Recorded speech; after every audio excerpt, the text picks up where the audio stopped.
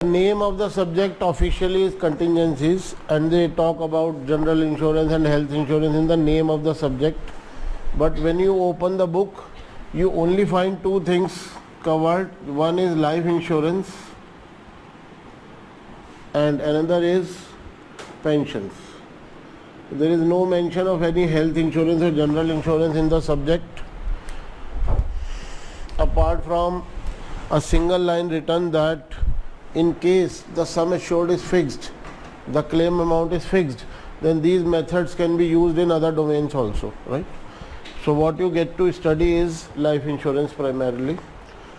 Before we start discussing life insurance, let us talk about insurance. आपके हिसाब से insurance क्या होती है? What is insurance? क्या होती है insurance? Any idea? Risk mitigation. Okay. Risk mitigation. The next question is how? Risk mitigation होती कैसे है? How do you mitigate risk? By paying someone a fixed amount.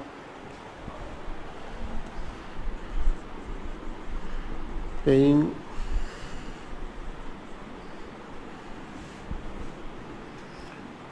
तो इससे कैसे रिस्क मिटिगेट होती है? So they compensate in case something. Right. ये जो वर्ड है ना कंपनसेट, इसका मैं टेक्निकल नेम यूज कर रहा हूँ. They actually indemnify, right. One हाँ, इंश्योरेंस क्या होती है ये हम बात कर रहे हैं, राइट. मैं समझा नहीं रहा हूँ, मैं आप लोगों के व्यूज़ ले रहा हूँ कि इंश्योरेंस क्या होती है, राइट. तो एक आइडिया ये आया कि इंश्योरेंस मतलब risk mitigation, right. Then I asked how exactly do we mitigate risk.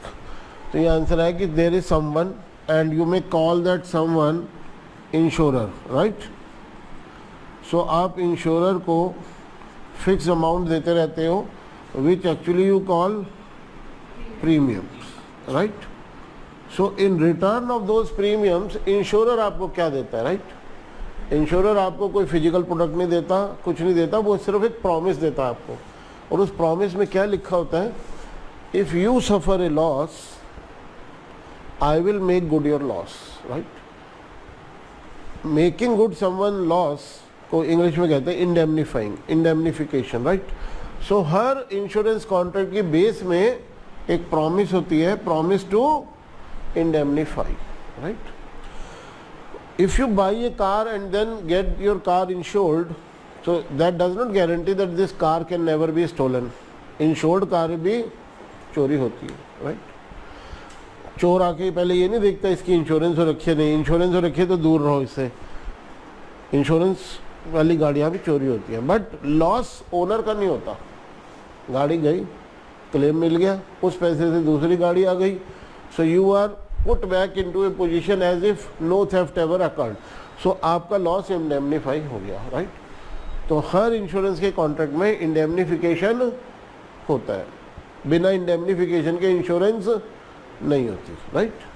ये बेसिक आइडिया इंश्योरेंस का. चलो अब एक कदम आगे बढ़ते हैं. अगर इंश्योरेंस का मतलब इंडेमनिफिकेशन, तो लाइफ इंश्योरेंस कैसे होती है? लॉस ऑफ लाइफ को इंडेमनीफाई कर सकते हैं? सर आप मुझे प्रीमियम दो, आपकी गाड़ी चोरी हो गई तो मैं आपको पैसे दूंगा, आप दूसरी गाड़ी ले आना. बात समझ में आती है ना? सर आप मुझे प्रीमियम दो, आपकी लाइफ को कुछ हो गया तो मैं आपको पैसे दूंगा, आप दूसरी लाइफ ले आना. बात समझ में आती है? नहीं. तो ये लॉस ऑफ लाइफ तो ऐसा लॉस है जो आप इंडेमनीफाई कर ही नहीं सकते. तो फिर लाइफ इंश्योरेंस कैसे होती है? होती तो है ना? क्या होता है फिर जब इंडेमनिफिकेशन नहीं होता? तो क्या होता है?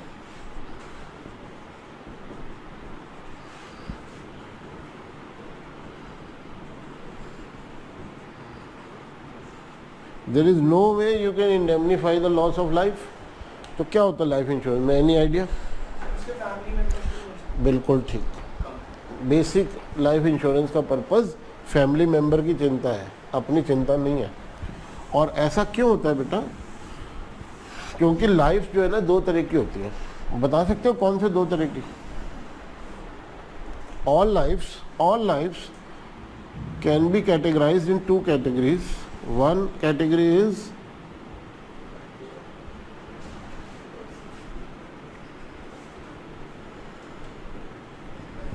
and another category is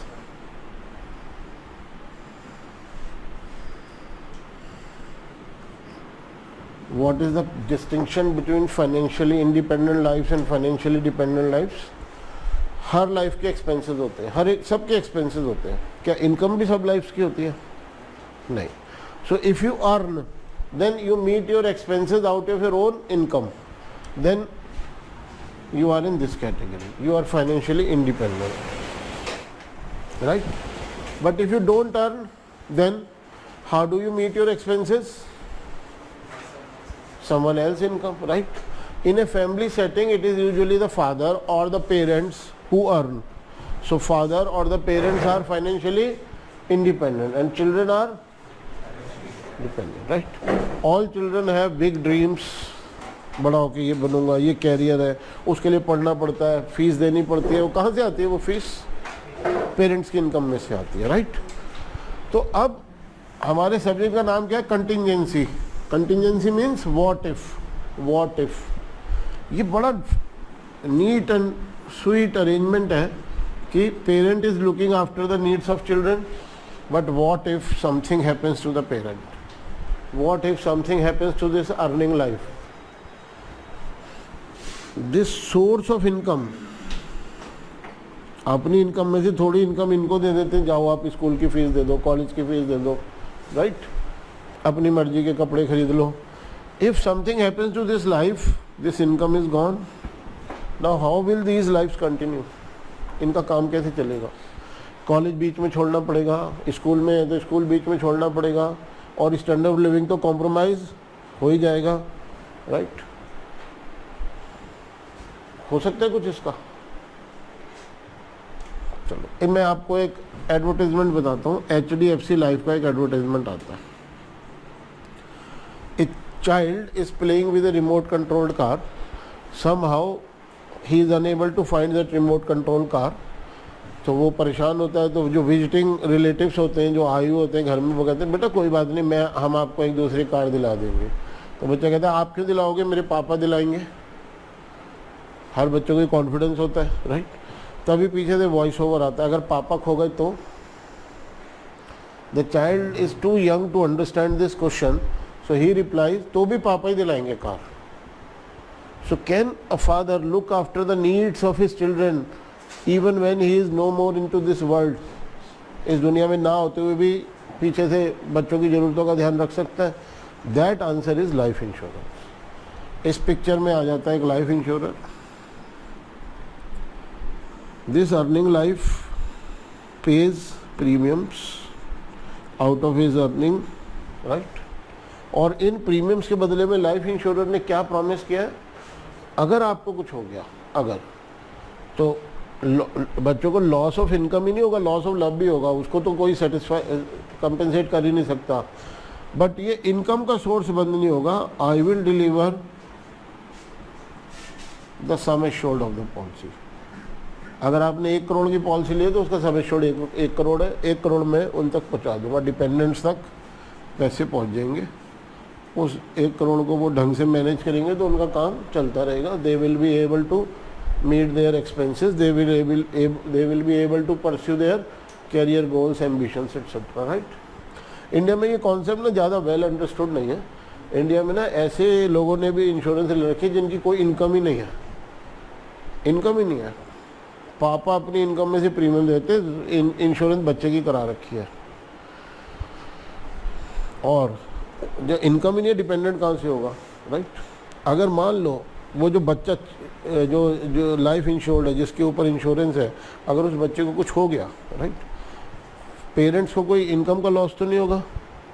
parents को जो लॉस होगा वो मनी कंपनसेट नहीं कर सकती. किसी हालत में मनी उस लॉस को कंपनसेट नहीं कर सकती. वो जो क्लेम आएगा उस समय इंश्योरेंस कंपनी का, वो कुछ नहीं देगा सिवाय दुख देने के, राइट? तो अर्निंग लाइफ की इंश्योरेंस होती है, और वो इसलिए होती है कि उनके ऊपर कोई डिपेंडेंट है. जब उनकी इनकम, जब वो नहीं रहेंगे इस दुनिया में, तो पीछे उनके डिपेंडेंट्स का काम कैसे चलेगा, राइट। सर इसका क्या मतलब आपने जो दिया कि इंडिया में ये सच्चाई है। इंडिया में बच्चों की इंश्योरेंस करा लेते हैं। वो उसका कारण ये है, हमारे दिमाग में कहीं ऐसा फिट हो गया कि insurance is equal to investment plus tax gain. Income tax में अभी रिबेट मिल रही है, 5,000 प्रीमियम दूंगा, 1,000 तो इनकम टैक्स बच जाएगा, तो इफेक्टिवली मैंने 4,000 ही तो दिए, और ये 4,000 हर साल के सेव होते रहेंगे, 20 साल बाद एक्यूमुलेट होके वापस मिल जाएंगे, राइट। तो सेविंग की तरह, इन्वेस्टमेंट की तरह से देखते हैं। We will realize in today's class that only some part of investment insurance is investment, right. पर इंश्योरेंस का बेसिक पर्पस, बेसिक मोटिव है प्रोटेक्शन। अपने डिपेंडेंट्स को प्रोटेक्ट करना इंश्योरेंस का बेसिक मोटिव है। Investment is a small part of insurance, right. But हमारे यहाँ इंश्योरेंस पे इन्वेस्टमेंट हावी हो गया, we treat it as investment. तो लाइफ इंश्योरेंस क्या होती है, आपको क्लियर हो गया। This is the way to ensure that after me, even after me, my children will be well taken care of, right. My children will still be able to continue with their studies, they would still be able to pursue their dreams and have the careers that they aspire for, right. अब हम पढ़ते हैं actuarial work क्या होता है। Life insurance के अंदर actuarial work क्या होता है, उसके लिए मैं CT1 में से रिकॉल कर रहा हूँ इक्वेशन ऑफ वैल्यू। आप सबको पता होगी इक्वेशन ऑफ वैल्यू, बोलना। Present value of incomes outward, right. बेटा लाइफ इंश्योरेंस की लैंग्वेज में जो इंश्योरर को इनकम मिल रही है उसको हम कहते हैं प्रीमियम, राइट। और इंश्योरर ने जो प्रॉमिस किया है कि मैं आपके डिपेंडेंट्स को इतने पैसे दूंगा, जो भी उसने प्रॉमिस किया उसको हम इंश्योरेंस की लैंग्वेज में क्या बोलते हैं, बेनिफिट्स, राइट। तो जो हमारी इक्वेशन ऑफ वैल्यू बनेगी वो ये होगी, present value of premiums should be equal to present value of benefits, right. चलो अब हम पहले बेनिफिट की बात कर रहे हैं। सपोज एक पॉलिसी का बेनिफिट 5 लाख रुपए है और इंटरेस्ट रेट जो है ना वो नॉन कांस्टेंट है। CT1 में आपने पढ़ा था इंटरेस्ट रेट कांस्टेंट ले सकते हैं, इंटरेस्ट रेट का कोई डिटर्मिनिस्टिक मॉडल ले सकते हैं, इंटरेस्ट रेट का स्टोकेस्टिक मॉडल भी ले सकते हैं। CT5 में ये सब कुछ नहीं है, CT5 में इंटरेस्ट रेट कांस्टेंट रहता है। 50 साल का की भी पॉलिसी होगी ना तो भी इंटरेस्ट रेट अगले 50 साल के लिए हम कांस्टेंट एज्यूम कर लेते हैं। इंटरेस्ट रेट कांस्टेंट है। सम एश्योर्ड जो है पॉलिसी का वो भी नॉन कांस्टेंट है, राइट। तो आप बता सकते हो इसकी प्रेजेंट वैल्यू क्या होगी, क्या होगी present value,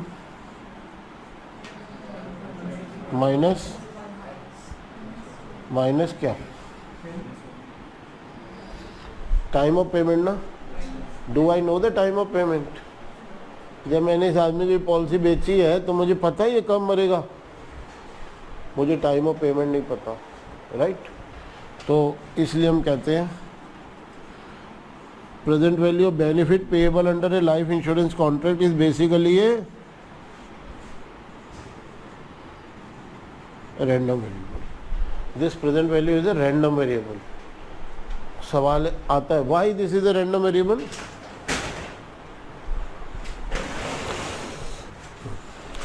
Why this present value a random variable? Why is this present value random variable? क्यों है ये random variable? Because the time to payment is a random variable, right? We do not know when exactly this amount will have to be paid. So since the time of payment is a random variable, hence the present value is a random variable. अब next natural question ये आता है, why this time to payment is a random variable? Why is this time to payment a random variable? Because it is some way contingent. Contingent means depends upon. It is some way contingent upon the time to death.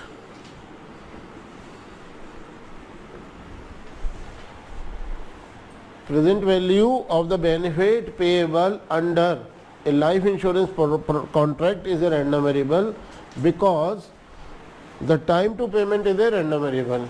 And why is the time to payment a random variable?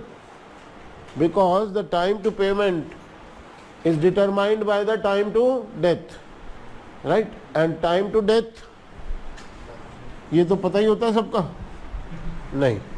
Time to death is a random variable. So unless we understand this time to death random variable, we cannot understand the actuarial work required in the life insurance domain, right? Is this clear? So one of the objectives of today's class is to understand time to death random variable, right? What models actuaries have created for this random variable. This is one of the tasks to be done today. ये clear हो गया. अब premium की side पे भी आते हैं.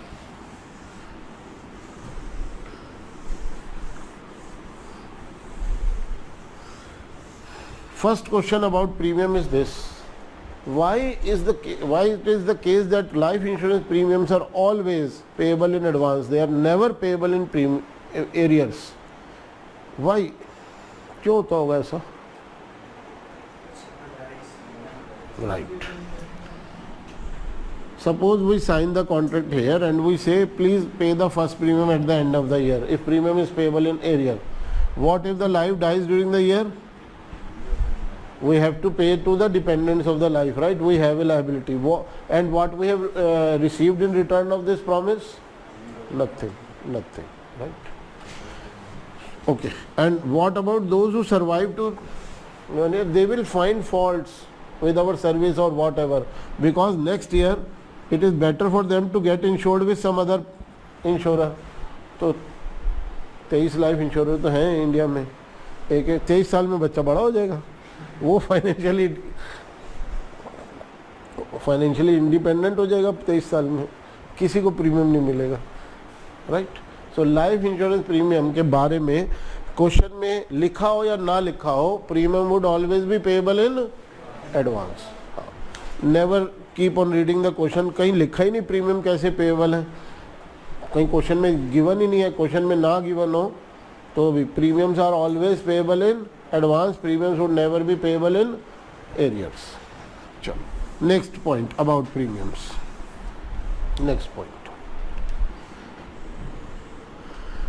First premium तो यहाँ मिल गया, क्योंकि जब कॉन्ट्रैक्ट साइन किया है तब तो बंदा जिंदा है ना, तो पहला प्रीमियम तो मिल गया. दूसरा प्रीमियम यहाँ मिलना है. मिलेगा या नहीं मिलेगा? गारंटेड है क्या मिल ही जाएगा? Anyone who dies during the first year, उनसे तो ये प्रीमियम नहीं मिलने वाला है ना. Only those who survive the first year, उनसे प्रीमियम मिलने वाला है. तो इसका मतलब क्या हो गया? Number of premiums received is also a random variable. Number of premiums that you get to receive is also a random variable, right? Why is the number of payments, number of premiums that you are going to receive under this contract, why this is a random variable? Again because it depends upon time to death. अगर second year में death होगी तो 2 premium मिलेंगे, first year में death होगी तो 1 ही premium मिलेगा, third year में डेथ होगी तो 3 प्रीमियम मिल चुके होंगे आपको. So again this is a random variable because this is also contingent upon time to death, right? Clear? So before I move on to discuss time to death, first answer this question. When it is not possible to calculate present value of benefit, when it is not possible to calculate present value of premiums, can you apply equation of value? ना left hand side calculate हो रही है ना right hand side calculate हो रही है. इस equation का क्या करें फिर, right? So we change this equation, we modify this equation for CT5. CT5 की इक्वेशन ऑफ वैल्यू ये है, and E stands for expected. Since present value is a random variable, we find the mean of the distribution. उस present value का mean क्या है? तो expected present value of premium would be equated to expected present value of liabilities or benefits, and this would not be called equation of value. This will be called principle of equivalence. And for the first 7 chapters, there are 14 chapters in all. For the first 7 chapters, the only method that will be told to you is the principle of equivalence. whatever other methods we have to work out life insurance premium and reserve, they all will come after chapter 7. Chapter 7 तक एक ही method चलेगा और chapter 7 तक सारे chapter बहुत ज़्यादा connected है. What you study in chapter 1 will be used in chapter 2. What you study in chapter 1 and 2 will be somehow used in chapter 3. Chapter 3 is the only chapter that you can do out of sequence. Chapter 3 से start भी कर सकते हो, बाकी सारे chapter sequence में करने पड़ते हैं. So what you learn in chapter 1, 2, 3, they all will be used in chapter 4. So they are very well connected. Because of this, in CT5 you cannot afford to have a backlog of practice. कर लेंगे अगले हफ्ते, कर लेंगे अगले हफ्ते, अगले हफ्ते से पहले नए कॉन्सेप्ट आ जाएंगे उसमें. जब तक आप प्रैक्टिस का टाइम निकालोगे नए कॉन्सेप्ट ऐड हो जाएंगे, which will require the knowledge of previous chapter, right. तो बेस्ट स्ट्रेटजी CT5 की ये है कि आप जैसे कहते हैं ना सिस्टमेटिक इन्वेस्टमेंट प्लान, हर महीने हर हफ्ते थोड़ा थोड़ा डालते रहो. तो अगर आप एक सिस्टमेटिक स्टडी प्लान बना लो कि थोड़ा थोड़ा रोज पढ़ना, एक दिन में इकट्ठा स्लॉग ओवर में सारे रन नहीं बनाने, हर ओवर में रन बनाने, right. This is the easiest paper two clear, easiest paper two clear. Conceptually this is not heavy, conceptually analytically this is not a very heavy paper, right. what it demands is practice. जितनी practice ये paper demand करता है शायद कोई और paper इतनी practice demand नहीं करता. आपको सिर्फ कंटिन्यूस प्रैक्टिस करनी है. पेपर बहुत आसान है, बड़े आराम से आपका पेपर निकलेगा, right. So can you do this. कुछ लोग ऐसे होते हैं कि नहीं बने 16 ओवर में तो क्या हुआ, बाकी 4 ओवर में ठोक देंगे 100 रन, राइट. वो CT5 में अप्रोच काम नहीं आती है और पेपरों में काम आ जाएगी, यहाँ नहीं काम आएगी. सो टाइम टू डेथ, सारा फोकस अब टाइम टू डेथ.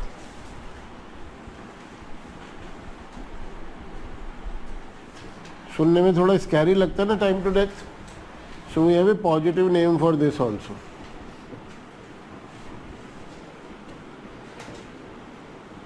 बात तो एक ही है, कितना और जिएगा या कितने टाइम के बाद मरेगा, एक ही बात है, अलग अलग बातें. हाँ. सो ये सुनने में स्कैरी नहीं लगता, future life time, right. So we are going to use random variable capital T with subscript X to denote complete future lifetime of a life aged X. बेटा ये CT5 की नोटेशन है, ये थ्रू आउट चलेगी. Examiner questions में भी लिख देते हैं. अगर ऐसे लिखा हुआ है किसी क्वेश्चन के अंदर, इसका मतलब है life aged 50, you will read this as a life aged 50, right.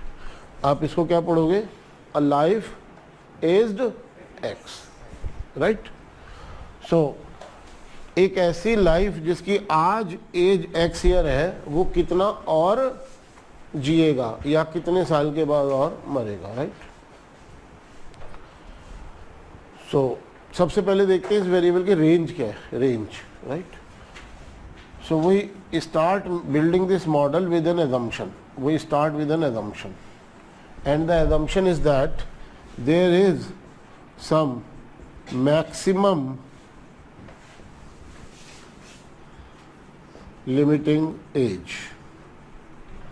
Maximum limiting age means no human being would survive to this age, and in our model we denote it by omega. In practical work you will find the value of omega to be 120, 125, 115, right.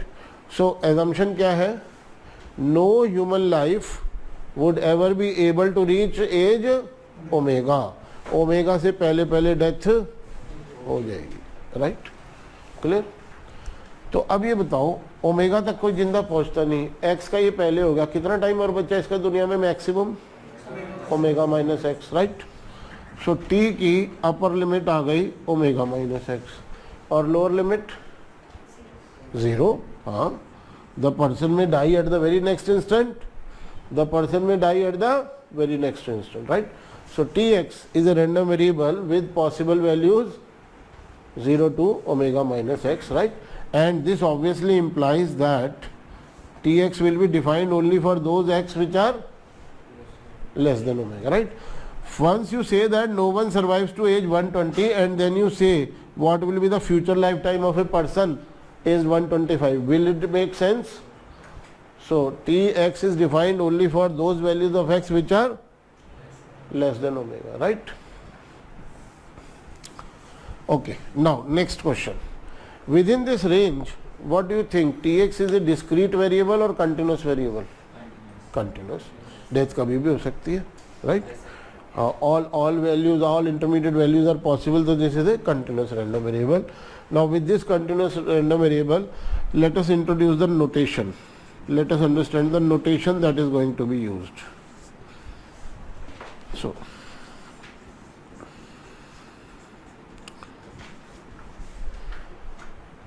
ये सब statistical notations हैं, ये दोनों ना statistical notations हैं which are not very convenient for actuarial work. For actuarial work we are going to adopt this convention throughout CT5, TQX, right? So whenever we write TQX, we mean the probability that a life aged X dies before age X plus T, right? In other words, if you write 9Q50, what does it mean? A life age 50 will die before age 59. 59 से पहले death हो जाएगी, right? Clear हो गया? चलो. Now, what if we are only interested in the next year? Then we simply write QX without any left subscript. One is implied. Q50 means will die before age 51. Next 1 year के अंदर अंदर death हो जाए, हाँ, तो फिर आप ये लेफ्ट सबस्क्रिप्ट की जगह खाली छोड़ दो अगर 1 साल की बात है. क्लियर हो गया?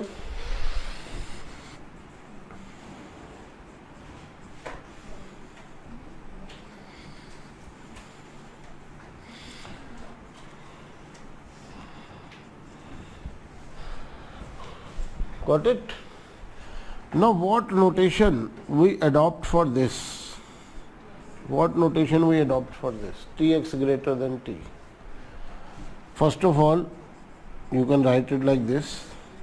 In statistics, this is called survivor function. But none of these three notation is useful for our work. So we adopt a convenient notation TPX. TPX. TPX can be interpreted in two different ways. First of all, you may say that this is the probability that a life aged X will survive to age X plus T. In another way, you can say that this is the probability that a life aged X will die after age X plus T. So you can change this before to after, right?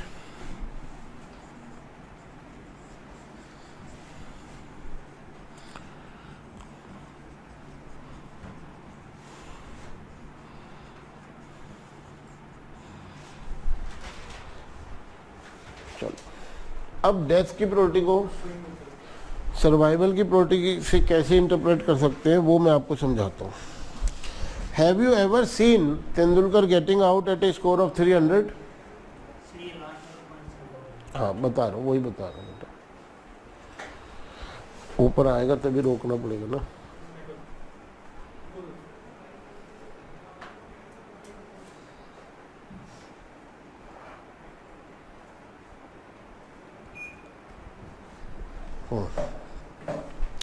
मैं यही समझा रहा हूँ, ये point ही आपको clear कर रहा हूँ.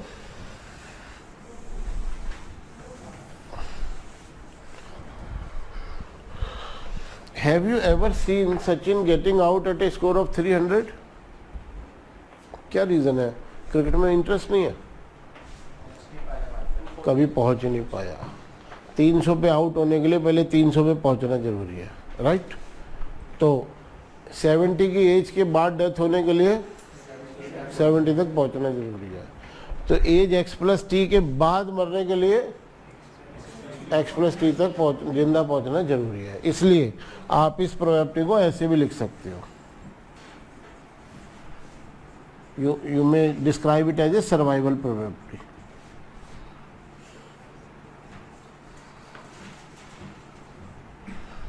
Got it? Clear हो गया point? Similarly, what if we are interested in this? We will simply write it Px. We will simply write it Px. Right?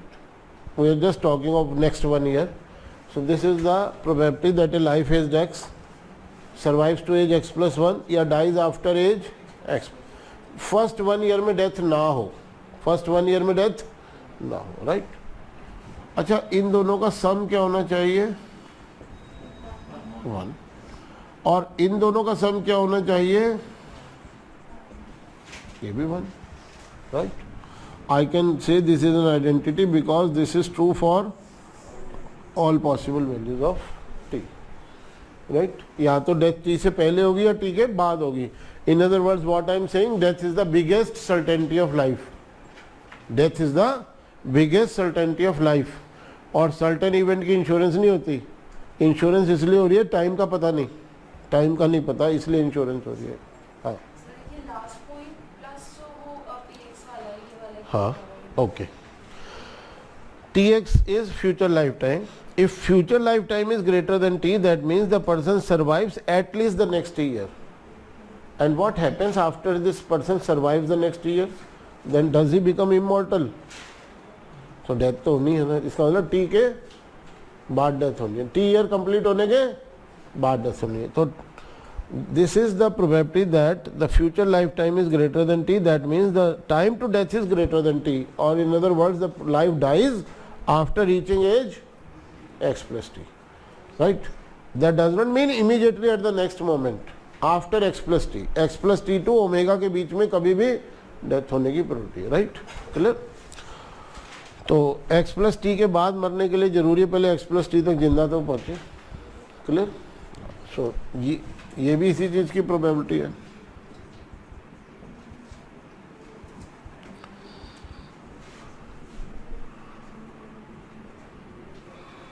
Right? और dies after age x plus 1. Clear हो गया? Notation समझ में आ गई. Continuous random variable में CDF होता है, सर्वाइवर फंक्शन होता है, और क्या होता है? PDF भी होता है. राइट? PDF. तो Tx का PDF ये है. ये म्यू क्या होता है ये भी हम डिस्कस नहीं कर रहे, मैं अभी सिर्फ इसका नाम आपको बता रहा हूँ. This is called force of mortality. This we discuss in chapter 3. Called force of mortality. Right? Hazard function भी कह सकते हो आप. Force of mortality at age x plus T exact. Exact age x plus T पे क्या force of mortality. Right? This is a close cousin of your force of interest that you met in CT1. Force of interest से मिलता जुलता concept है. Right? But detail अभी नहीं discuss कर रहे.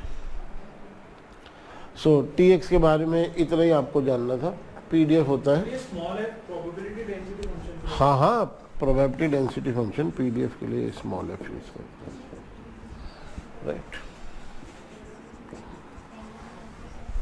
Tx का PDF ही होता है.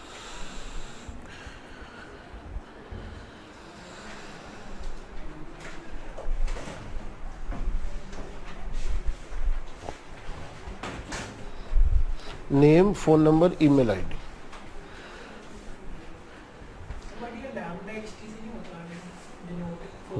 होता है दोनों होते हैं. वो सब डिस्टिंक्शन जो है ना बेटा CT4 में आएगी.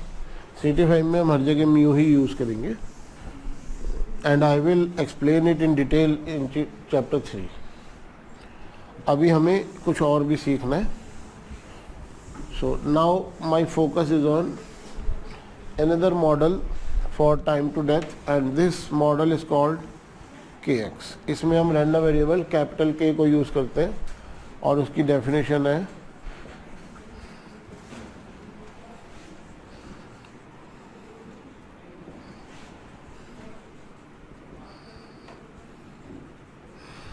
Curtate lifetime means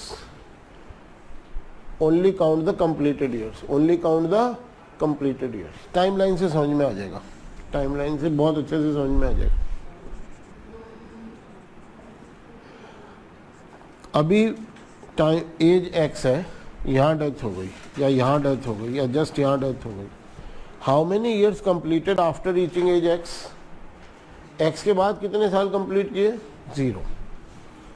इन तीनों केसेस में टी की वैल्यू अलग अलग है। इसमें टी की वैल्यू काफ़ी छोटी है, इसमें क्लोज टू 1 है, बट सब में के की वैल्यू 0 है। Number of years completed count करना है, फ्रैक्शन ऑफ द ईयर जो अनकम्प्लीट है वो काउंट नहीं करना। अच्छा, अगर death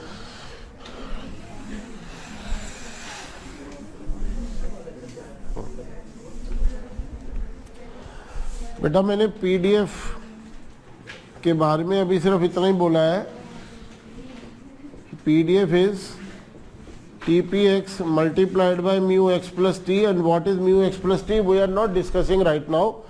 There is an appropriate time to discuss mu x plus t. This is an half an hour topic. We will do it with chapter 3. The name of this function is force of mortality. As you studied force of interest, similar to that there is force of mortality. Now force of mortality is a function of age, so we mention at what age this force of mortality applies. At different age there will be different force of mortality, right? Okay, so with that we end the discussion of Tx. There is nothing more to be told about Tx. Every other thing about Tx will come in detail in chapter 3, right? So anything more about Tx will only come in chapter 3, right?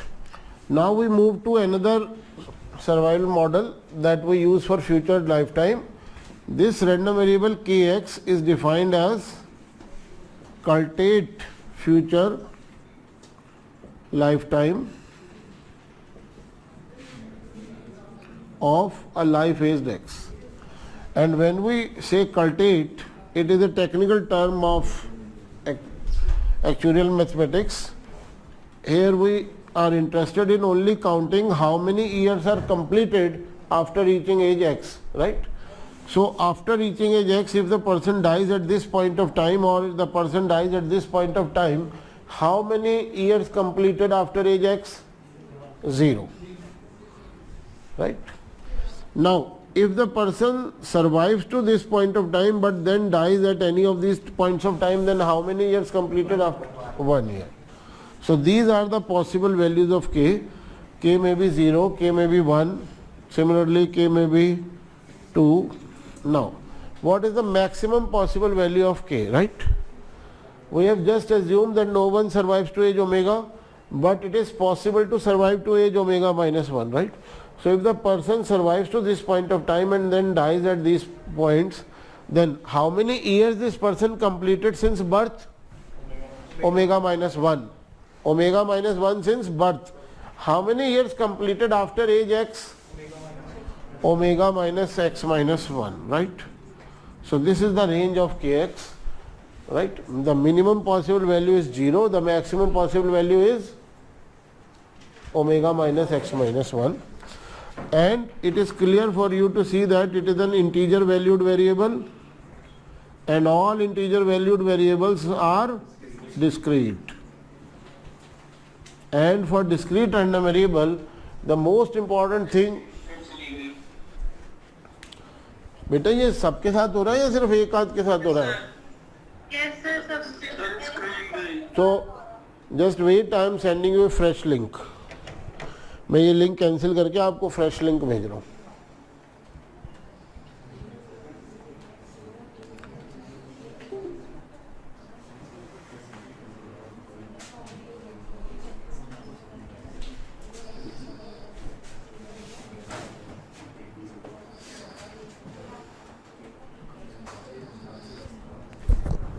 Madam को बोल के आना, link भेजना है सबको।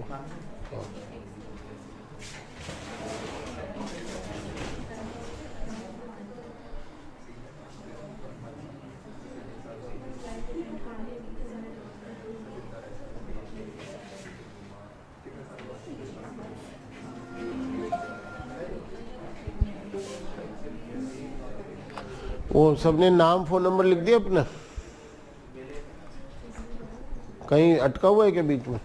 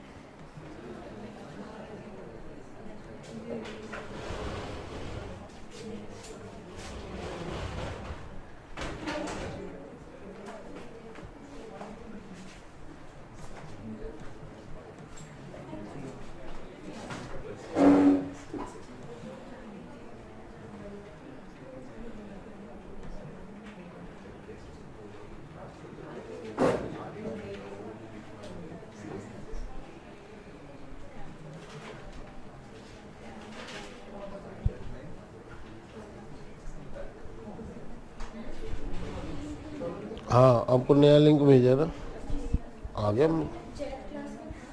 हाँ,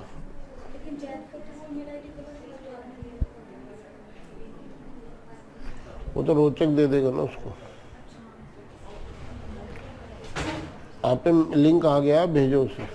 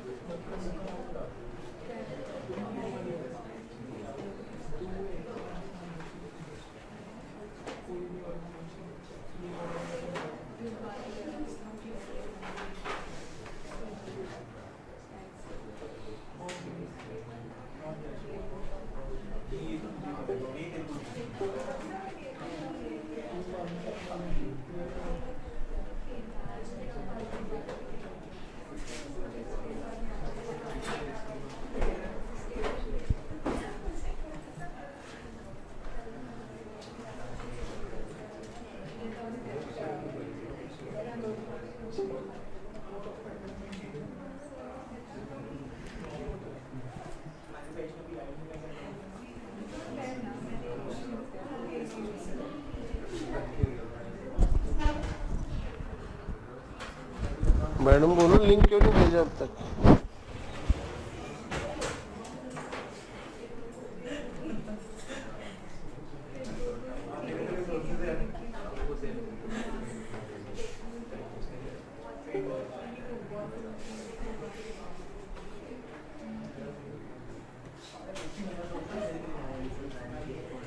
भेज दिया।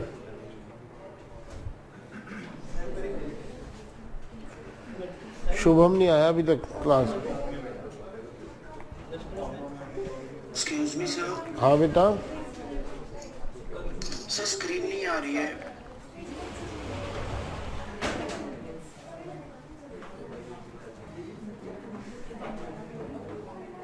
अब अब आ रही है बेटा। सर नहीं, नहीं सर। अब रिफ्रेश करो एक बार।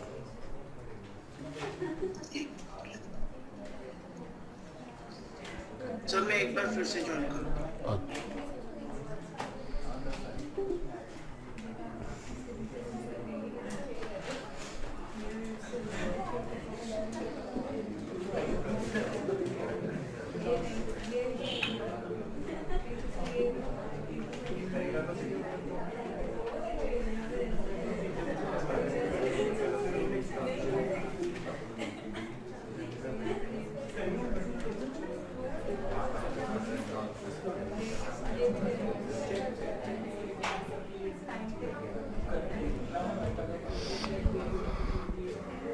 एक्सक्यूज मी सर, हाँ बोलो बेटा। सर आप जो accorded future life time of हाँ हाँ एज हाँ।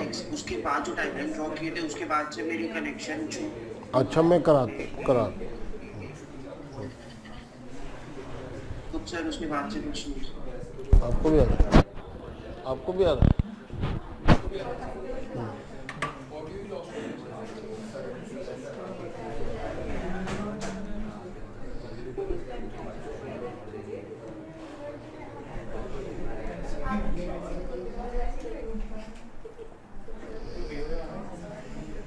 सर स्क्रीन ही नहीं आ रही अभी भी। एक सेकंड बेटा। यस सर, अभी भी गई।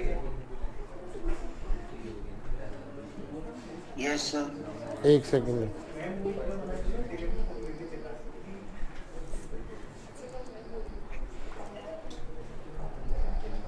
आ गई सर।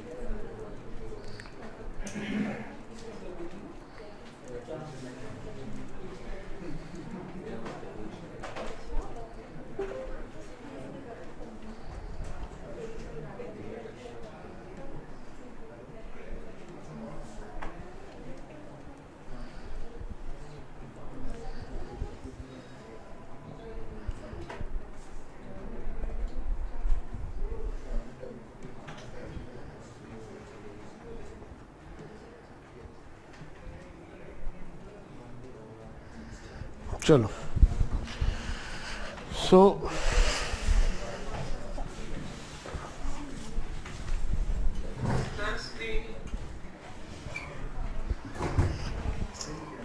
स्क्रीन अभी भी नहीं लगी है। सर स्क्रीन चल। आप एक मिनट रुको जरा।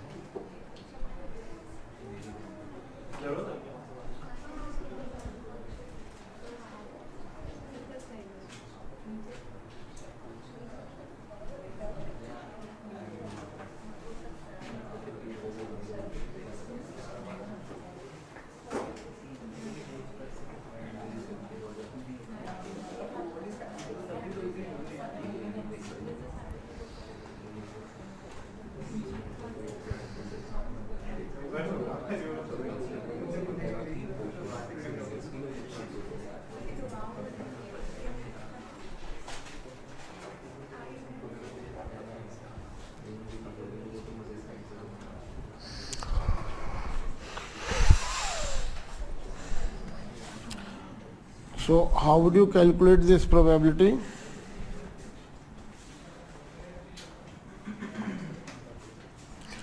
That the person dies somewhere between this period. What is required for death during this period?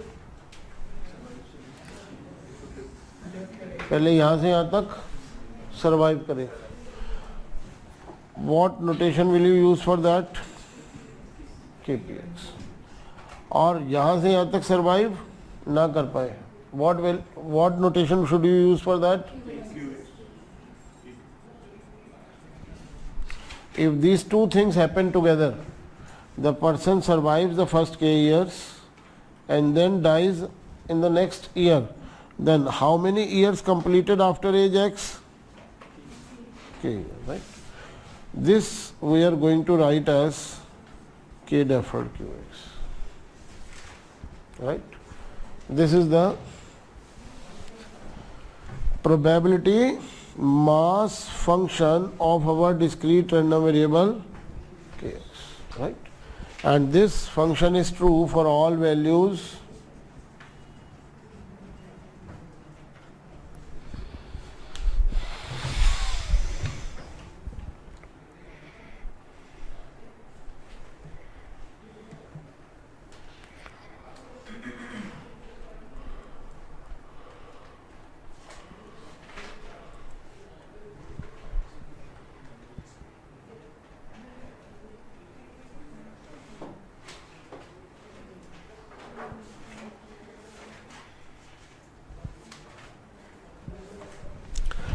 So now you have to do this. 9Q50 मैंने आपसे पहले पूछा था.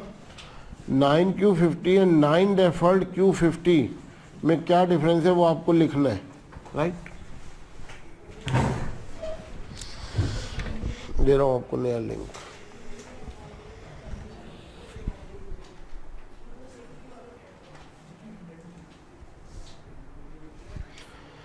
नाइन Q50 और 9 deferred Q50 में क्या डिफरेंस है?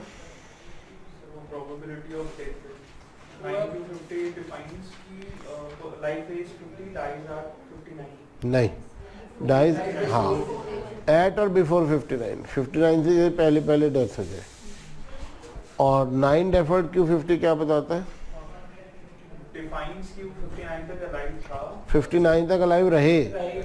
करंट एज 50 है, 59 तक अलाइव रहे और हाँ 50 से 60 के बीच में डेथ हो जाए, राइट? तो इन जनरल के डेफर्ड QX को कैसे डिफाइन करोगे आप? कैसे डिफाइन करोगे?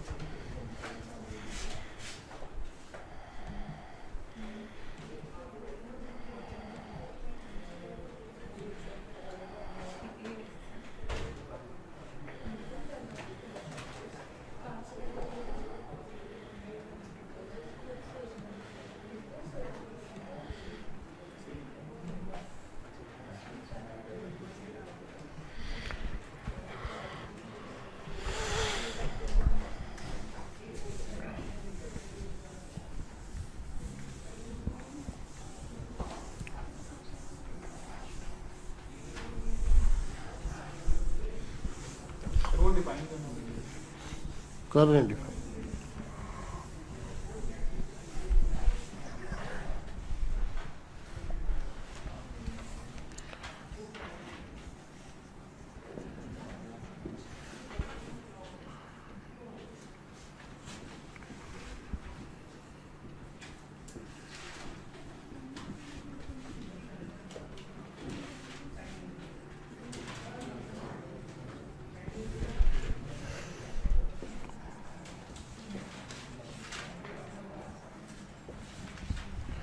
मतलब के ईयर कंप्लीट हो इससे पहले डेथ हो जाए, के ईयर कंप्लीट ना हो।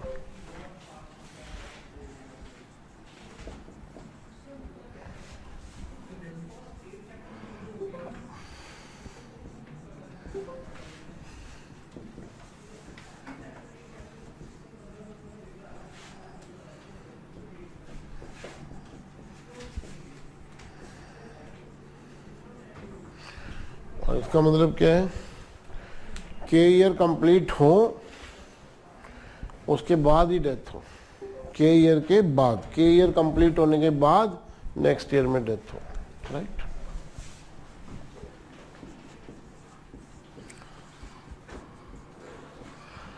So what should you get if you add these two up?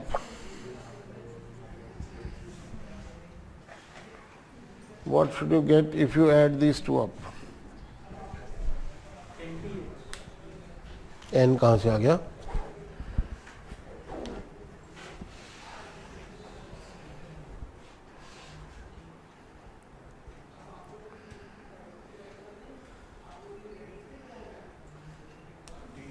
Timeline बना के देखो।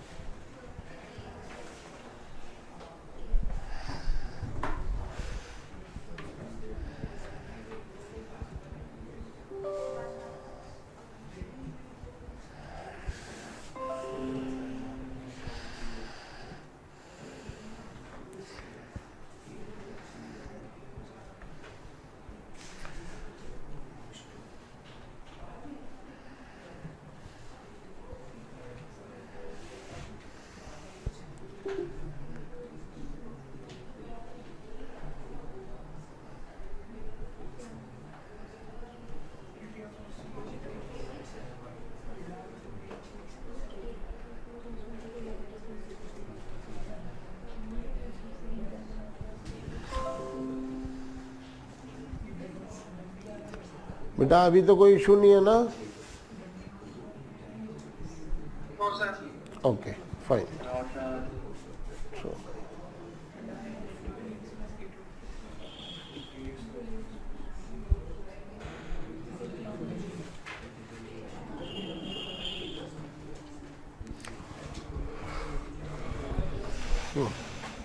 No idea. हाँ बेटा, वो मैं आपको कराऊंगा बाद में। इसमें अगर आप ये जोड़ लो तो क्या होना चाहिए,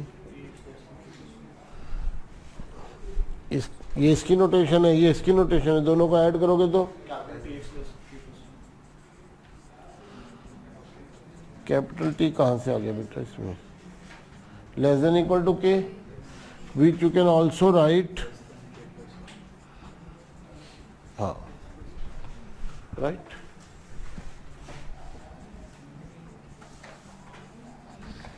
सो अगर आप 9Q50 में 9 डेफर्ड Q50 ऐड कर लो, सो दैट बिकम्स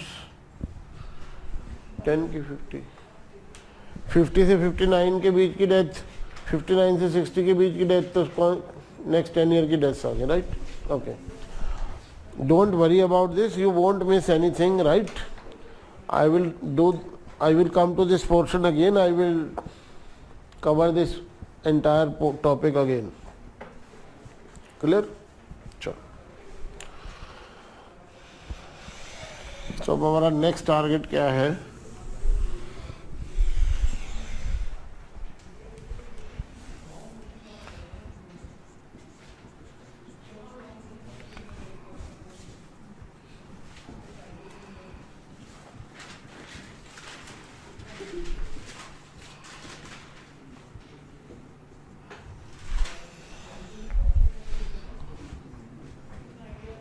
कौन कौन सी लाइफ इंश्योरेंस पॉलिसीज हमारे सिलेबस में कवर होती है, right? We talk of the basic policies, right? For a marketable product these basic policies are combined in a variety of ways to give rise to marketable policies.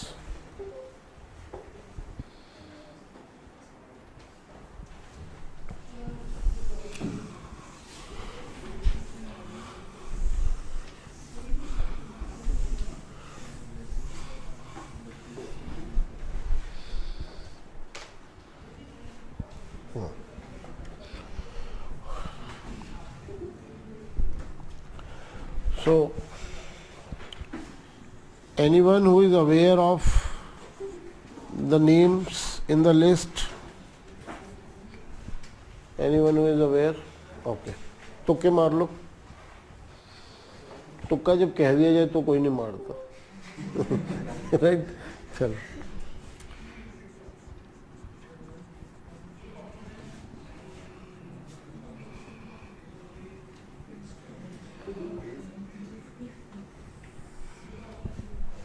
This is the first contract that we cover in our syllabus. Second is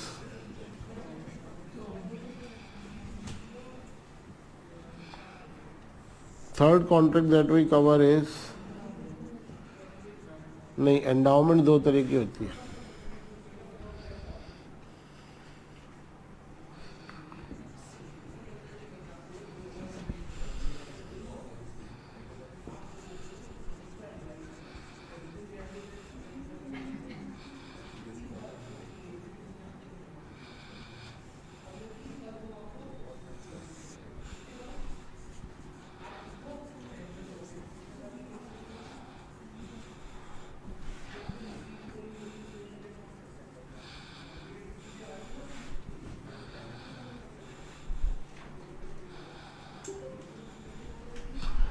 मैंने bracket में इसलिए लिखे हैं दो words, मतलब it is either known by the full name deferred whole life assurance और sometime it is simply referred to as deferred assurance, right? So deferred assurance लिखा हो या डेफर्ड होल लाइफ एश्योरेंस लिखा हो, बात एक ही है.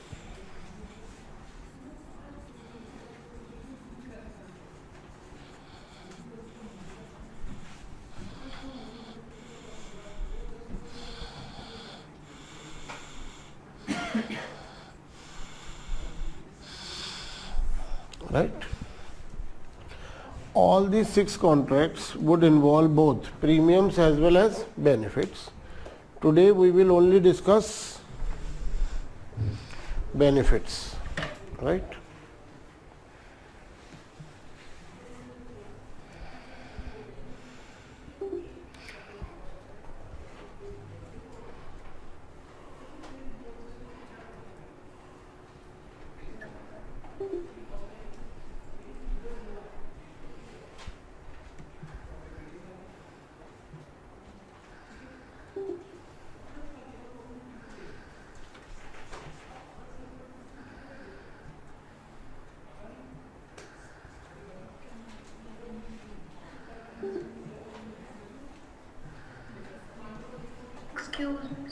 हाँ बेटा, एक minute.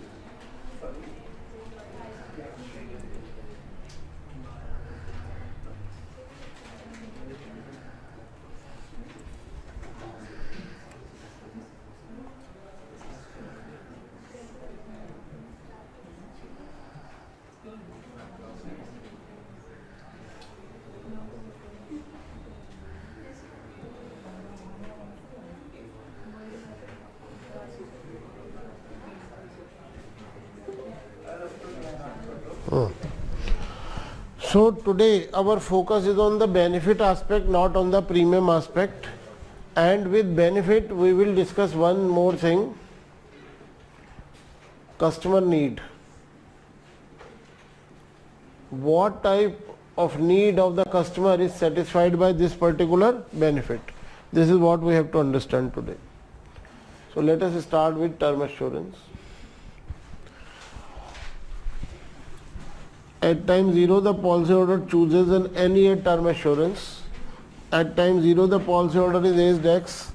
By the end of the policy term the policyholder will be aged X plus N if alive, right?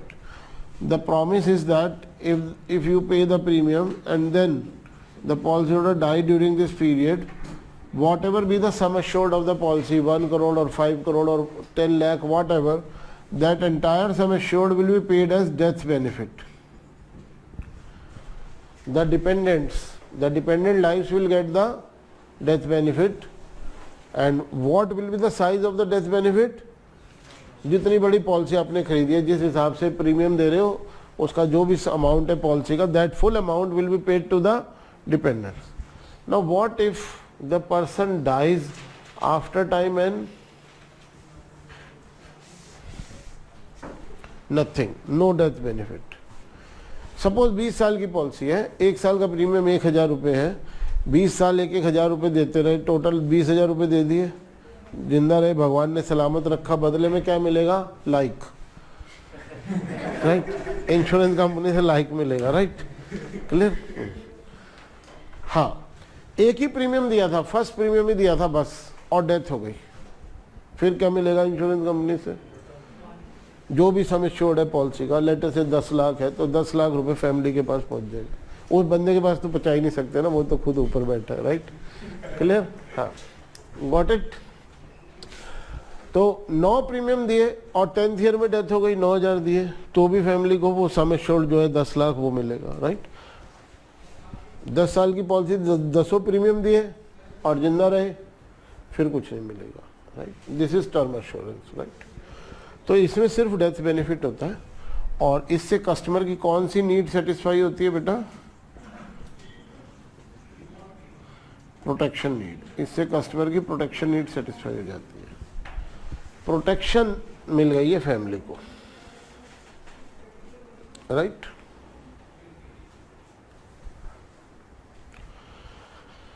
कैसी प्रोटेक्शन? कि मेरे बाद भी इनका काम चलता रहेगा, इन्हें दिक्कत नहीं आएगी, राइट? समझ में आ गया टर्म एश्योरेंस में कैसा बेनिफिट होता है? अब हम इसको ना कंपेयर करेंगे होल लाइफ से। टाइम 0 पे पॉलिसी होल्डर की एज एक्स है, इन्फिनिटी तक कभी भी डेथ हो, चाहे यंग एज में डेथ हो, चाहे मिडिल एज में डेथ हो, चाहे वेरी ओल्ड एज पे जाके डेथ हो, कभी भी डेथ हो, the full sum assured is paid death benefit, right? इसमें कोई कंडीशन नहीं है, नो इफ नो बट। जब भी डेथ होगी पेमेंट मिलेगी डिपेंडेंट लाइफ को, राइट? पर इसमें एक इश्यू है बेटा, यहां तक तो समझ में आता है, बच्चे छोटे हैं, है ना?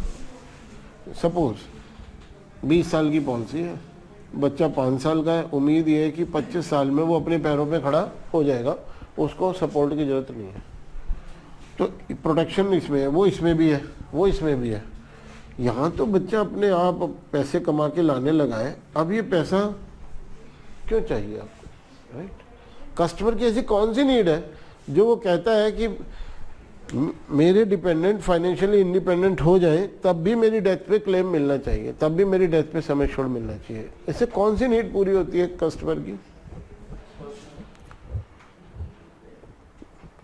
उसकी डेथ के बाद उसकी पर्सनल नीड पूरी होगी। पैसा तो डेथ पे ही मिलेगा। ओके बेटा, all human beings have this desire to leave something for their next generation, right और नॉट? ये भी एक ह्यूमन नीड है, इसको कहते हैं need for inheritance, need for living some inheritance. बच्चों के लिए कुछ छोड़ के मरे, कुछ प्रॉपर्टी वगैरह का इंतजाम हो जाए, राइट? तो अगर हिंदी में मैं बोलूं, अगर कच्ची उम्र में डेथ हो तो बच्चों को पढ़ाई वढ़ाई ना छोड़नी पड़े, प्रोटेक्शन देगी ये पॉलिसी। अगर पक्की उम्र में डेथ हो तो बच्चों को प्रोटेक्शन के लिए पैसा नहीं चाहिए होगा, पर बच्चों का स्टैंडर्ड ऑफ लिविंग इंक्रीज करने में ये पैसा काम आएगा, ये पैसा हेल्पफुल होगा, राइट। तो इसमें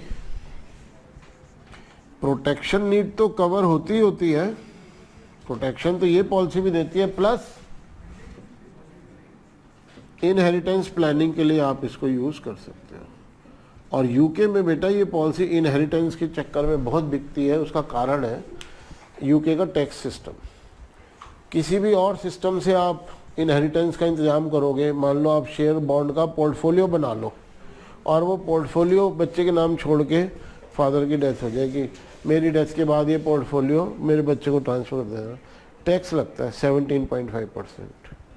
बंगला गाड़ी छोड़ जाए, प्रॉपर्टी छोड़िए, टैक्स लगता है। इंश्योरेंस कंपनी से चेक आता है तो कोई टैक्स नहीं लगता है, 0% टैक्स लगता है, right. So this is a very tax efficient way, at least in UK, to plan for inheritance, right. और भी फायदे हैं इस पॉलिसी के, राइट। वो फायदे क्या है बेटा? Not each and every human being is normal, so some lives are impaired, है ना, ब्लाइंड है। तो पक्का गारंटी दे सकते हैं पर 20 साल बाद कैरियर बन ही जाएगा? नहीं, दिक्कतें आती हैं, पढ़ाई में दिक्कत आती है ना। मैं तो सोच ही नहीं पाता, अगर सपोज कोई ब्लाइंड स्टूडेंट कहे मुझे एक्चुअरियल साइंस करना है, मेरे ख्याल तो बुक्स ही अवेलेबल नहीं होंगी ब्रेल लिपि में, होंगी नहीं। और अगर ऐसी ब्रेल की बुक्स मिल भी जाए तो टीचर शायद कोई अवेलेबल नहीं होगा जो ब्लाइंड स्टूडेंट को एक्चुअरियल साइंस पढ़ा सके, राइट। तो क्या बन जाएगा कैरियर? फिर जॉब मिलने में दिक्कत आ सकती है, क्लियर। तो अगर कोई लाइफ इम्पेयर्ड है तो वो कितने टाइम में सेल्फ डिपेंडेंट होगी, इसके लिए आप आइडिया नहीं लगा सकते।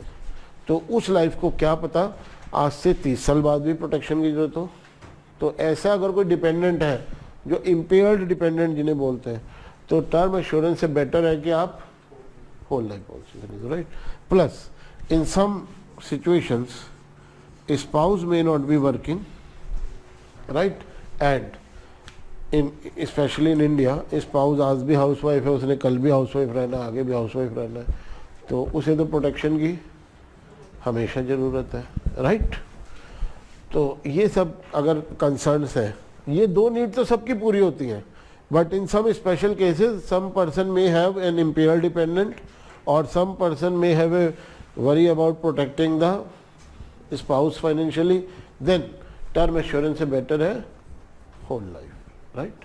स्पाउस एबल है कि वो काम मतलब भले हाउस वर्क कर रही है, हाँ, पर वो मतलब काम कर सकती है, मतलब क्वालिफाइड है, हाँ, enough, हाँ। तो तब भी सर मतलब उसके बाद ये हुआ, अगर ऐसी पॉलिसी नहीं ली गई तो ये प्लान किया जा रहा है कि once I die then she will find some job and start working and will take care of herself, right. Degree वगैरह सब टाइम के साथ साथ यूजलेस हो जाते हैं क्योंकि दिमाग में से सब निकल जाता है। तो और फिर willingness to work, ability to work के साथ विलिंगनेस टू वर्क, फिर जॉब मिल जाए, राइट। अच्छा जॉब मिल गई, बहुत कम सैलरी की मिली तो स्टैंडर्ड ऑफ लिविंग का क्या होगा, राइट। टर्म एश्योरेंस के बेनिफिट नहीं, होल लाइफ में जो बेनिफिट है वो टर्म एश्योरेंस से हमेशा बड़ा है। Whole life will always give you bigger benefits than term assurance. किसी को इनहेरिटेंस की प्लानिंग नहीं करनी, किसी के इम्पेयर्ड डिपेंडेंट में नहीं है, स्पाउस की भी टेंशन नहीं है, तो क्या करे वो? प्रीमियम ऑफ कोर्स इसका कम होगा, इससे प्रीमियम कम होगा, right. So different customers, different people have different needs, and because of those different needs, different policies suit them. Clear हो गया? चलो next, प्योर एंडाउमेंट में क्या होता है?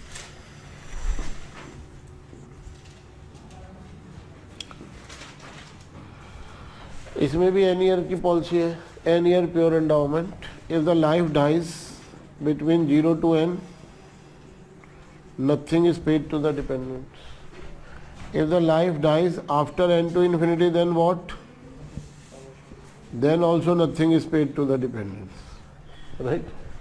आप एक बात बताओ, इसका नाम पढ़ना, कहीं लिखा एश्योरेंस, लिखा कहीं एश्योरेंस?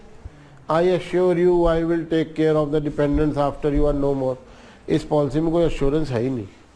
ये अश्योरेंस नहीं है, ये डिपेंडेंट्स की प्रोटेक्शन के लिए बनाई हुई पॉलिसी नहीं है। एंडाउमेंट वर्ड का जब आप डिक्शनरी मीनिंग देखोगे तो आपको पता चलेगा any resource that we have और वो यूज फॉर आवर सस्टेनेंस, खुद को जिंदा रखने के लिए, खुद की ज़िंदगी के खर्चे चलाने के लिए अगर हमारे पास कोई रिसोर्स है तो उस रिसोर्स को एंडाउमेंट कहते हैं। एंडाउमेंट पॉलिसी है। इसमें डेथ के बाद कुछ नहीं मिलता। इसमें पता कब मिलता है?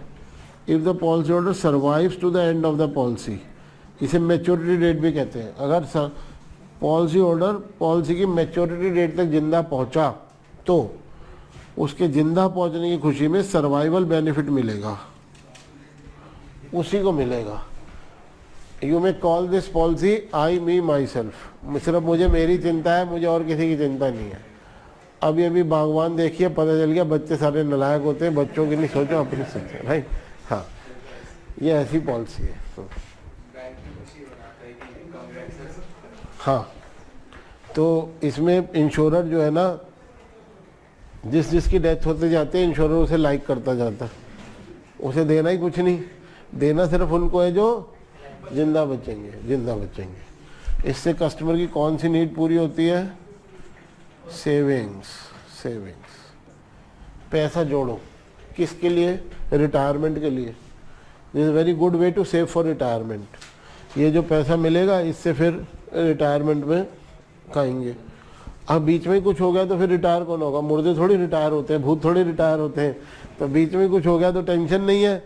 हाँ, रिटायरमेंट एज तक अगर मैं जिंदा रहा तो रिटायरमेंट के बाद के साल बाद की ज़िंदगी कैसे कटेगी इसकी चिंता होती है, right. Not only for retirement, you can use it in a variety of other ways. जैसे बंगले में रहने का मन है, बंगला खरीद लो, पैसे नहीं है लोन ले लो, इंटरेस्ट ओनली लोन। इंटरेस्ट तो छोटा सा होता है, सैलरी में से इंटरेस्ट देते रहो। एक दिन प्रिंसिपल अमाउंट भी पे करना है ना, कैपिटल अमाउंट भी एक दिन पे करना है। ये पॉलिसी खरीद लो, पैसे जोड़ते रहो, जिस दिन पॉलिसी का क्लेम मिलेगा उस दिन लोन उतार देना, उस दिन लोन उतार देना, राइट। वर्ल्ड टूर पे जाना है, रिटायरमेंट का इंतजाम हो चुका है, पेंशन, वर्ल्ड टूर के लिए पैसा इकट्ठा करना है, राइट। क्या करें? सेव कर सकते हैं, राइट। और अगर कुछ हो गया पहले तो ऊपर से दिख जाती है दुनिया पूरी में, राइट। चलो, क्लियर। हाँ, और हो सकता है बंगला अभी नहीं खरीदा, अभी तो कंपनी के दिए हुए बंगले में रहते हैं, जिस दिन रिटायर होंगे उस दिन वो बंगला भी खाली करना पड़ेगा, तो यहाँ से पैसा मिलेगा, बंगला आ जाएगा, राइट। क्लियर हो गया पॉइंट? सेविंग है। हाँ, नहीं, गैम्बल टाइप क्या हुआ? मेरी सेविंग है जो मैं चाहता हूँ मेरे बाद किसी नालायक को ना मिले, बस सीधी बात है। मेरी सेविंग है, मेरे बाद किसी को ना मिले। मैं हूं तो मुझे मिले, नहीं तो किसी को ना मिले। इससे बढ़िया इंश्योरेंस कंपनी को ही मिल जाए, तो ऐसी सेविंग है, राइट। क्लियर? वो तो देखेंगे चैप्टर 5 में, प्रीमियम निकालेंगे। चैप्टर 5 से शुरू होगी प्रीमियम कैलकुलेशन, राइट। चैप्टर 1 में सिर्फ बेनिफिट बेनिफिट बेनिफिट ही चलता रहेगा। चैप्टर 2 में प्रीमियम और एन्युटी क्या होती है, लाइफ एन्युटी की वैल्यूएशन है। चैप्टर 3 में लाइफ टेबल देखना सिखाया जाएगा आपको। जैसे सिटी 1 में भी टेबल बहुत ज़रूरी होते हैं ना, तो टेबल में कहाँ क्या है ये पता होना चाहिए ना, तो वो चैप्टर 3 में कवर्ड है। फिर चैप्टर 1, 2, 3 में जितने भी नए सिंबल आप सीखोगे उन सिंबल की वैल्यूज टेबल में कहाँ मिलती है, ये चैप्टर 3 और 4 दोनों टेबल पे फोकस्ड है। टेबल देखनी आ जाए आपको अच्छे से। जब टेबल देखनी अच्छे से आ जाएगी फिर प्रीमियम निकालेंगे। चैप्टर 5, 6, 7 तीनों प्रीमियम कैलकुलेशन के चैप्टर हैं। प्रीमियम और रिजर्व। रिजर्व क्या होता है मैं अभी डिस्कस नहीं कर रहा। CT5 is very heavy on premium and reserve calculation, तो वो चैप्टर 5 से शुरू होगा और वहाँ हम ये डिस्कस करेंगे कि प्रीमियम कितना होता है, कैसे होता है। एक एग्जांपल दे सकता हूँ मैं आपको, एक रफ आइडिया दे सकता हूँ। एक आपने नाम सुना होगा, बैंकों का एक प्रोडक्ट होता है रेकरिंग डिपॉजिट, है ना। हर साल बैंक में इतने पैसे जमा कराओ, 20 साल बाद इतना अमाउंट, एक्यूमुलेटेड अमाउंट हम आपको देंगे, राइट। अगर मान लो किसी ने 20 साल की रेकरिंग डिपॉजिट खरीदी है बजाय प्योर एंडाउमेंट लेने के, वो भी तो सेव कर रहा है ना, वो भी तो सेव कर रहा है। अगर वो 5 इंस्टॉलमेंट देने के बाद, बैंक को देने के बाद उसकी डेथ हो जाए, तो क्या बैंक उसका पैसा रख लेता है? नहीं, वो पैसा उसके डिपेंडेंट्स को मिल जाता है, राइट। क्लियर? तो इसमें जो रिटर्न होती है, इसकी जो कॉस्ट होती है वो रेकरिंग डिपॉजिट से थोड़ी कम होती है। इसका जो जिंदा बचते हैं उनको रेकरिंग डिपॉजिट के कंपैरिजन में बड़ा अमाउंट मिलता है, क्योंकि जो मर गए उनका पैसा तो उनकी फैमिली को वापस दिया नहीं, तो वो उनका पैसा कहाँ जाता है, जिंदा रहने वालों को और इंश्योरेंस कंपनी को थोड़ा उसमें वो रख लेते हैं, उनका प्रॉफिट है, बाकी जिंदा रहने वालों में बढ़ जाता है। So the return on this policy is very close to recurring deposit, higher than, slightly higher than recurring deposit, right? ये क्लियर हो गया आपको? बेटा वही डिफरेंस है जो मैंने शुरू में बताया था। इंडेमनीफाई कर सकते हो, कर सकते हो इंडेमनीफाई तो इंश्योरेंस बोलो, इंडेमनीफाई नहीं कर सकते तो अश्योरेंस बोलो। पर ये डिफरेंस ना एक्चुअल साइंस में मैटर नहीं करता, ये वकीलों का डिफरेंस है, ये कानून की भाषा है कि इंश्योरेंस उसी को बोल सकते हो जहां इंडेमनिफिकेशन पॉसिबल हो। So for a hard core advocate there is nothing like life insurance. Life insurance जैसी कोई चीज नहीं होती। इंश्योर थोड़ी कर रहे हो आप, इंडेमनीफाई थोड़ी करोगे। आपने एक वादा किया है, आप नहीं रहोगे तो भी बच्चों को तक इतना पैसा पहुंच जाएगा, आप नहीं रहोगे तो भी आपके डिपेंडेंट्स को इतना पैसा पहुंच जाएगा, ये वादा ही तो किया, अश्योर किया ना उन्हें। This is assurance not indemnification. तो वकील इसको अश्योरेंस बोलते हैं, हमारे लिए कोई फर्क नहीं पड़ता। वो use these two terms as synonyms, life assurance, life insurance हमारे लिए सिनोनिम है, राइट। अब हम आ गए एंडाउमेंट एश्योरेंस पे। एंडाउमेंट भी और हाँ 2 + 3 = 4 CT5 में होता है। दोनों कॉन्ट्रैक्ट मिला के एक कॉन्ट्रैक्ट बना दिया, उसका नाम है एंडाउमेंट एश्योरेंस। N ईयर की पॉलिसी है, पॉलिसी होल्डर की एज X है, इस बीच में कहीं अगर डेथ हो गई, full sum assured will be paid as death benefit. नई डेथ हुई, जिंदा पहुंच गए, then full sum assured will be paid as survival benefit, और उसके बाद टाटा बाय बाय, उसके बाद हमारी कोई जिम्मेवारी नहीं है, राइट। तो ये अकेला ऐसा कॉन्ट्रैक्ट है बेटा जिसमें डेथ बेनिफिट भी है और सर्वाइवल बेनिफिट भी है, क्योंकि इसमें एंडाउमेंट भी है और अश्योरेंस भी है, प्रोटेक्शन भी है, प्रोटेक्शन भी चाहिए डिपेंडेंट्स की। इसका प्रीमियम सबसे ज़्यादा होता है, ये सबसे महंगी पॉलिसी होती है। प्रोटेक्शन भी चाहिए, सेविंग भी चाहिए, प्रोटेक्शन भी चाहिए, सेविंग भी चाहिए। मैं ना रहूं तो बच्चों को दे देना पैसे, और मैं रहूं तो मुझे दे देना, राइट। हाँ राइट। और ये रेकरिंग डिपॉजिट जैसा नहीं है कि अगर 3 इंस्टॉलमेंट दिए तो बच्चों को बस वो 3 इंस्टॉलमेंट एक्यूमुलेट करके दे देना, वो नहीं, फुल सम एश्योर्ड मिलेगा। फुल लॉस किसका नहीं, ये एक्चुअली इतना सिंपल क्वेश्चन नहीं है। लॉस कैसे कैलकुलेट कर रहे हो, क्या लॉस, वो उसमें बड़ी सारी चीजें इन्वॉल्व होंगी, राइट। यहां तक सब समझ में आ रहा है। प्रोटेक्शन और सेविंग लिख लो यहां पे।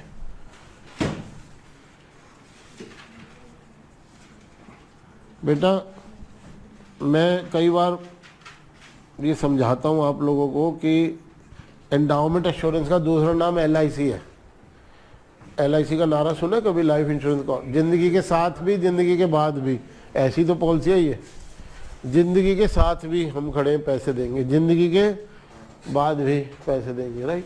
हाँ, तो ये मतलब मजाक का विषय नहीं है, ये समस्या है। LIC ना जितना बिजनेस बेचा ना, LIC की तो मोनोपोली थी, 44 ईयर LIC ने मोनोपोली एंजॉय किया है। 1956 से लेके 2000 तक LIC का कोई कंपटीशन नहीं था इंडिया में, right. During that monopoly LIC ने जितना बिजनेस बेचा ना, उसका 92% एंडाउमेंट एश्योरेंस है, 92% एंडाउमेंट एश्योरेंस है। इससे समस्या खड़ी हो गई है, इससे बड़ी प्रॉब्लम खड़ी हो गई है, और अब इस प्रॉब्लम का सोल्यूशन चाहिए हमारे देश को बड़ी जल्दी। क्या समस्या खड़ी हुई बताता हूँ। एडल्ट वर्किंग पॉपुलेशन के सिर्फ 17% पॉपुलेशन के पास लाइफ इंश्योरेंस पॉलिसी था इंडिया में, और यूके में 90% adult working population is covered under some sort of life insurance policy. Insurance coverage इतना पुअर हो गया इंडिया में। जब से कंपटीशन आया है 2001 से 2017 तक, इन 16 सालों में इस कंपटीशन के बावजूद ये फिगर बढ़कर 20% तक ही पहुंची है, क्योंकि अनफॉर्चुनेटली प्राइवेट इंश्योरर भी एंडाउमेंट बेचने में लगे हुए हैं, राइट। HDFC और एगॉन रेलिगेयर को छोड़ दो तो बहुत कम इंश्योरर ऐसे हैं जिन्होंने टर्म एश्योरेंस को पॉपुलराइज करने की कोशिश की है, जिन्होंने एफर्ट किया है कस्टमर को एजुकेट करने का कि इंश्योरेंस मतलब क्या, आपके लिए क्या काम का है। हमारे लिए तो इंश्योरेंस इन्वेस्टमेंट बना हुआ है, इसमें है ना इन्वेस्टमेंट, पैसे तो वापस मिलेंगे ना एक दिन, इसलिए बच्चों के नाम पे भी पॉलिसी ली हुई है, राइट। तो और इसका नुकसान पता है क्या होता है, जब इंश्योरेंस की रीच कम होती है उसका नुकसान होता है। जब इंश्योरेंस की रीच कम होती है किसी कंट्री में तो उस कंट्री में पॉवर्टी फैलती है, अनएम्प्लॉयमेंट बढ़ता है। आप सोचोगे ऐसे कैसे, इंश्योरेंस का पॉवर्टी से क्या लेना देना है, इंश्योरेंस का अनएम्प्लॉयमेंट से क्या लेना देना, राइट। बेटा कंटिंजेंसी तो सबकी लाइफ में आती है, कंटिंजेंसीज तो आती रहती हैं और हर तरह की कंटिंजेंसी है, सिर्फ डेथ की नहीं, हेल्थ भी कभी ख़राब हो सकती है। तो मेरी लाइफ में कंटिंजेंसीज तो है पर इंश्योरेंस नहीं है, तो पता है क्या होता है, what I save I hold, what I save I hold, वो मनी वापस इकोनॉमिक फ्लो में नहीं आती, चैनल में नहीं आती। कैसे होल्ड करता हूँ मैं, किसी अनप्रोडक्टिव एसेट को खरीद के डाल देता हूँ, ये अनप्रोडक्टिव एसेट है, इससे कोई इनकम नहीं जनरेट होती, बट ये बैड वेदर फ्रेंड है, बुरे वक्त में काम आता है, हाईली लिक्विड है, राइट, और बड़े आराम से कैश में कन्वर्ट हो जाता है, तो मैं इलाज करा पाऊंगा अगर बीमार हो गया तो, राइट। तो देखो इंडिया का गोल्ड इंपोर्ट एक साल का लगभग 900 टन होता है, 900 टन गोल्ड इंपोर्ट। जानते हो क्या इसका फ़र्क क्या पड़ रहा है, हमारी सारी सेविंग बाहर चली जाती है और फिर हम कटोरा लेते हैं, वो कटोरा लेके पूरी दुनिया में घूमते हैं, कोई हमें FDI दे दो, कोई हमें FDI दे दो, हमारा अपना पैसा कन्वर्ट नहीं हो रहा कैपिटल फॉर्मेशन में, लीकेज हो रहा है। इसे अगर इकोनॉमिक्स के हिसाब से देखो, ये सर्कुलर फ्लो डायग्राम जो आप बनाते हो इसमें लीकेज है, ये लीकेज है। सेव करना बुरी बात नहीं है, सेव करना बुरी बात नहीं है, सेविंग को, but I can't blame the citizens, product available नहीं है, ऐसा प्रोडक्ट अवेलेबल नहीं है जो कंटिजेंसीज को कवर करता हो रीजनेबल कॉस्ट में, राइट। हाँ, तो आप इंडिया का सीन देख लो, एक FD पे 8% इंटरेस्ट मिलता है, इन्फ्लेशन 7.5% हो जाती है, रियल इंटरेस्ट कितना मिला मुझे, क्या फायदा है FD में रखने का। गोल्ड का प्राइस इन्फ्लेशन के हिसाब से बढ़ ही जाता है, ऐसा हो चुका है। मेरी क्लास 1-2 अटेंड करके बच्चे घर पे अपने मम्मी पापा से बढ़ जाए, क्यों खरीदते हो गोल्ड, राइट। पता है देश का कितना नुकसान हो रहा है गोल्ड खरीदने से। तो your parents are not to be faulted, गलती उनकी नहीं है, उनकी कोई गलती नहीं है, उन्हें अपने इन्वेस्टमेंट पे डिसेंट रिटर्न चाहिए, नहीं तो कल जो समस्याएं उनके सामने आने वाली है, कल जो रिस्पॉन्सिबिलिटीज उनके सामने आने वाली है, उसकी कॉस्ट कौन मीट करेगा, they have no other source. तो वो तो उसी एसेट में पैसा लगाएंगे जिसका रियल रिटर्न पॉजिटिव होगा, और गोल्ड का रहा है, राइट। इंडिया में गोल्ड के अलावा अगर कोई दूसरा इन्वेस्टमेंट नंबर 1 प्रायोरिटी पे आता है तो वो प्रॉपर्टी है, जमीन खरीद लो, जमीन खरीद लो, फ्लैट खरीद लो, इन्फ्लेशन जितना तो बढ़ ही जाएगा, 100% गारंटी है इसकी। These two investment are considered very good hedge against inflation. Bank FD is not a good hedge against inflation. Mutual fund में भरोसा तो मेरा, देखो आपने वो पीरियड नहीं देखा बेटा, नहीं तो क्या होता है, लगभग हर 5-6 साल में एक बड़ा स्कैम होता था हमारे स्टॉक एक्सचेंज में। अब स्कैम का मतलब क्या है, पब्लिक मनी 4-5-10 लोगों ने कॉर्नर कर ली, वो खींच के ले गए।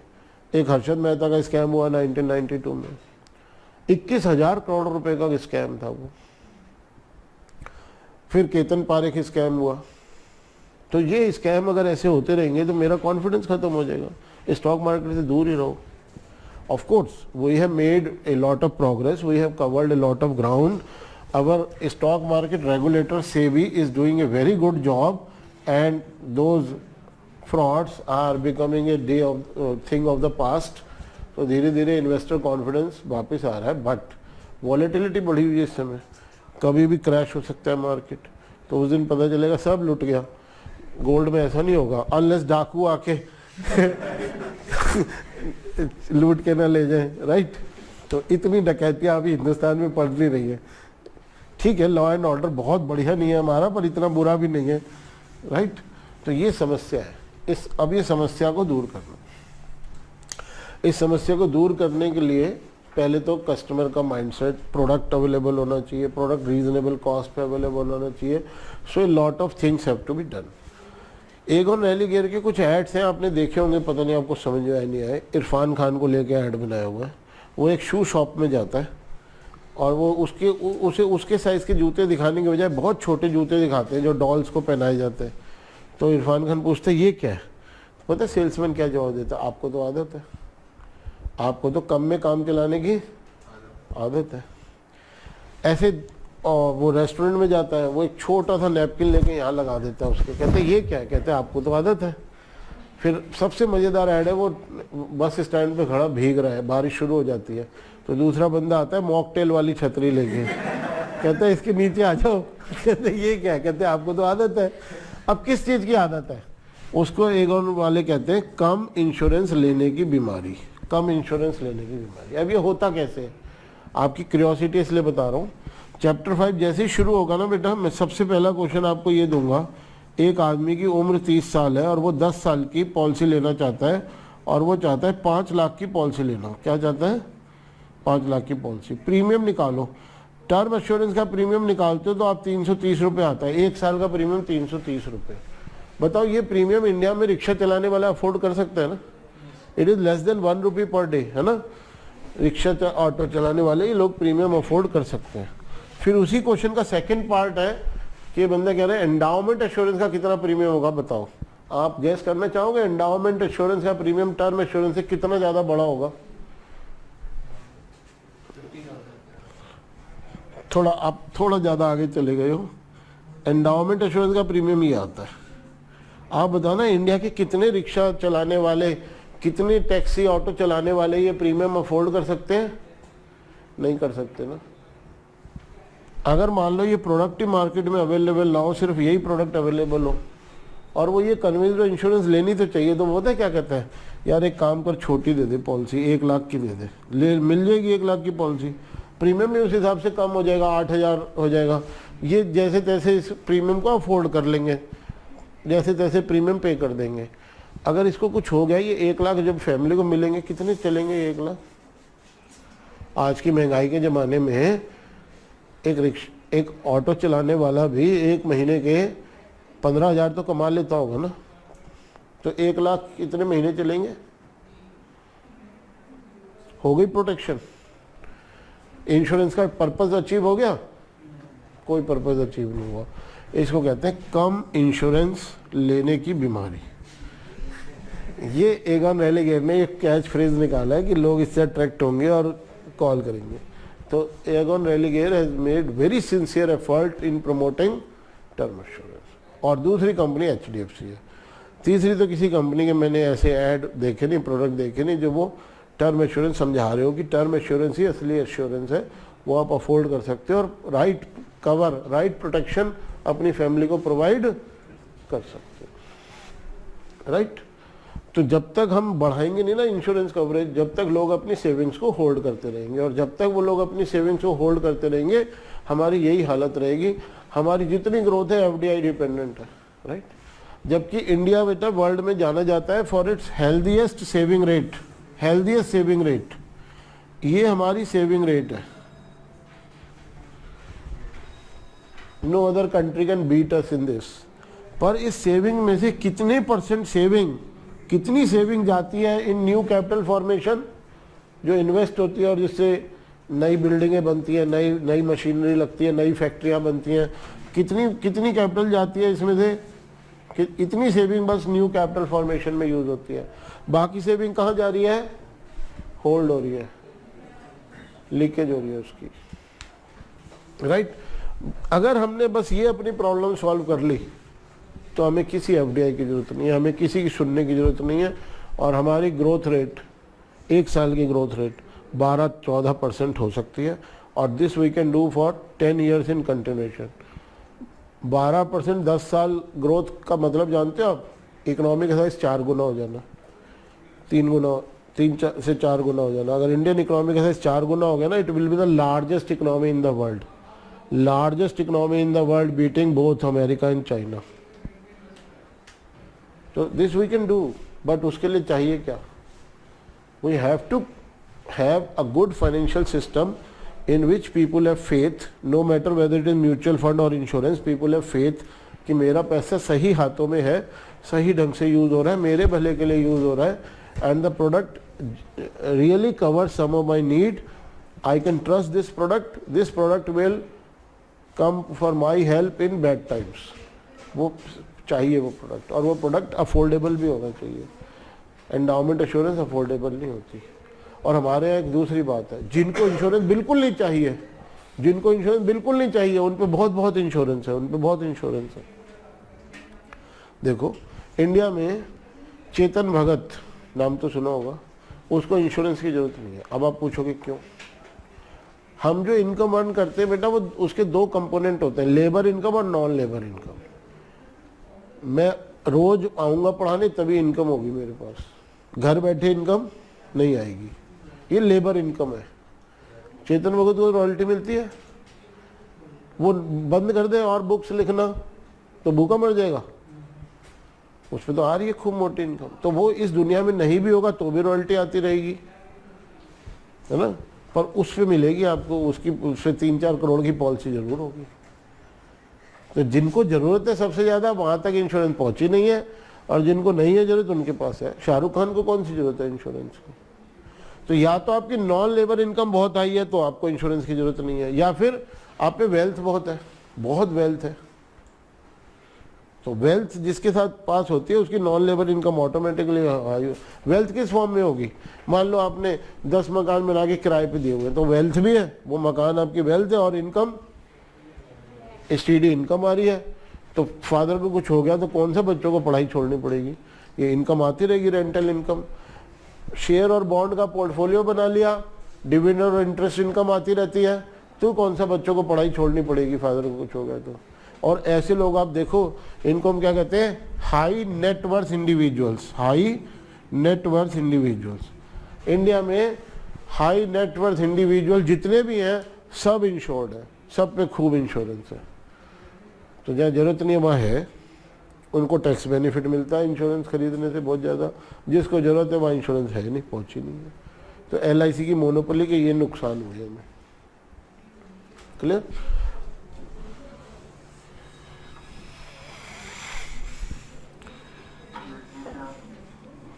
हाँ बेटा बोलो। हेलो। हाँ बोलो अभिजीत। सर वीडियो क्लियर नहीं आ रहा। अच्छा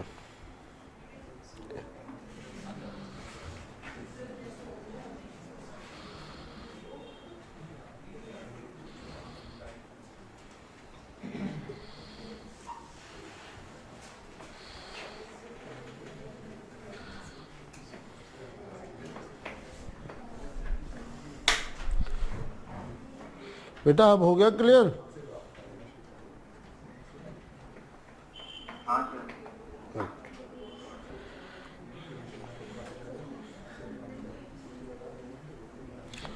चलो, तो अब हम अपने ये 2 कॉन्ट्रैक्ट और निपटा लें, ये भी बड़े इंटरेस्टिंग कॉन्ट्रैक्ट है। राइट, ये वैसे तो होल लाइफ कॉन्ट्रैक्ट है, पर इसके शुरू में एक डेफर पीरियड होता है। इस कॉन्ट्रैक्ट के शुरू में एक डेफर पीरियड होता है। अगर इस डेफर पीरियड में पॉलिसी होल्डर की डेथ हो जाती है तो इंश्योरर को कुछ नहीं देना होता। डेफर पीरियड कंप्लीट होने के बाद इन्फिनिटी तक कभी भी डेथ हो, then the full sum assured is payable as death benefit. Right, तो अगर आप अपने पेरेंट्स को जाके बताओगे ऐसी पॉलिसी भी आती है, वो कभी नहीं खरीदेंगे। मैं भी नहीं खरीदूंगा इस पॉलिसी को कभी, बट ये पॉलिसी बिकती है, कामयाब है, वेस्टर्न वर्ल्ड में बहुत बिकती है, और अब इंडिया में भी लॉन्च हो गई है। तो बताओ किसको अपील करती होगी ये पॉलिसी? कौन लोग खरीदते होंगे ऐसी पॉलिसीज को?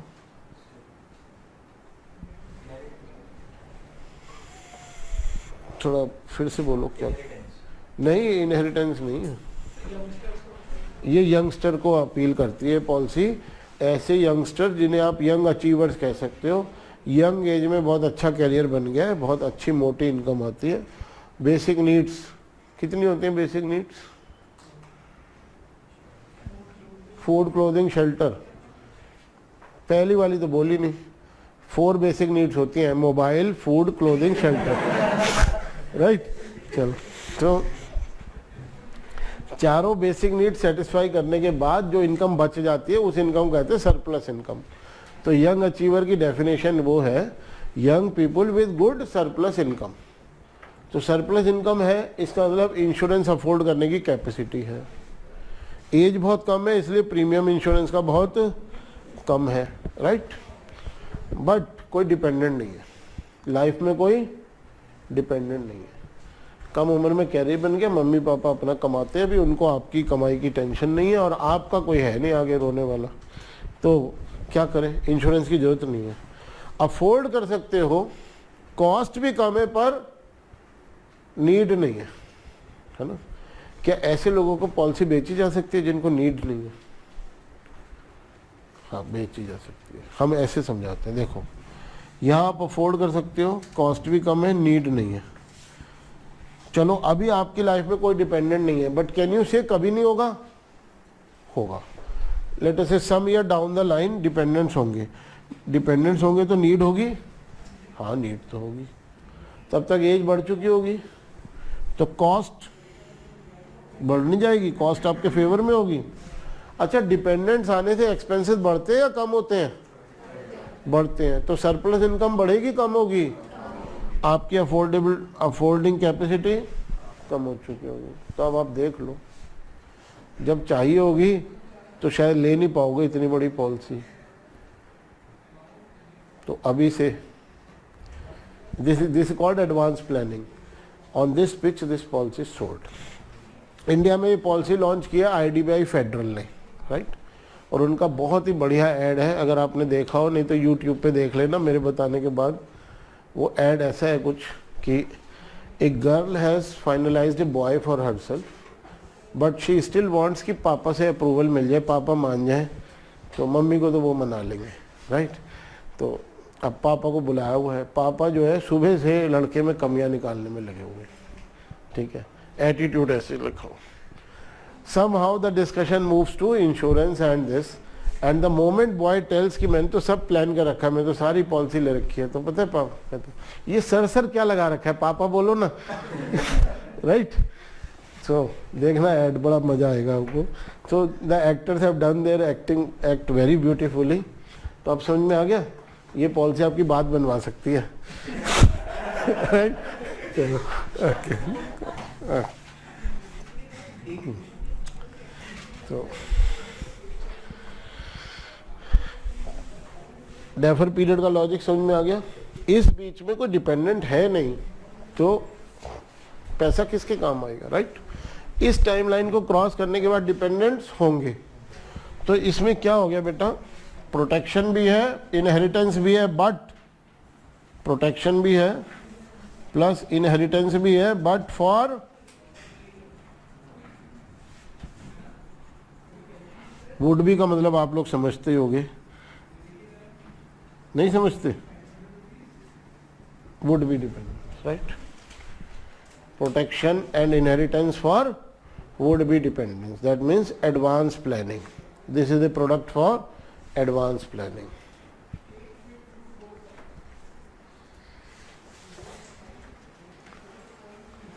Right. Clear? To much advance planning वो नीचे वाला कॉन्ट्रैक्ट है, टू मच एडवांस प्लानिंग। इसमें क्या है बेटा, इसी लाइन को मॉडिफाई कर रहा हूं मैं। सिर्फ ये आइडिया नहीं है लाइफ में डिपेंडेंट आएंगे कब, ये भी पता है वो कब तक इंडिपेंडेंट हो जाएंगे। तो ये हो गया डेफर्ड टर्म। n ईयर बाद I will have dependents in my life and in the next m year they will become independent, right. So I want death benefit only and only between time n to n+n। तो m year की policy दे दो, n year का deferment कर दो उसमें। This is too much advance planning, right. Okay, अब आप कहोगे क्या ऐसी पॉलिसी मार्केट में है अवेलेबल, बिकती है, किसी कोई इंश्योरेंस बेचता है? I have not come across any such policy. जितना भी मैंने एफर्ट किया मुझे तो ऐसी कोई पॉलिसी मिली नहीं।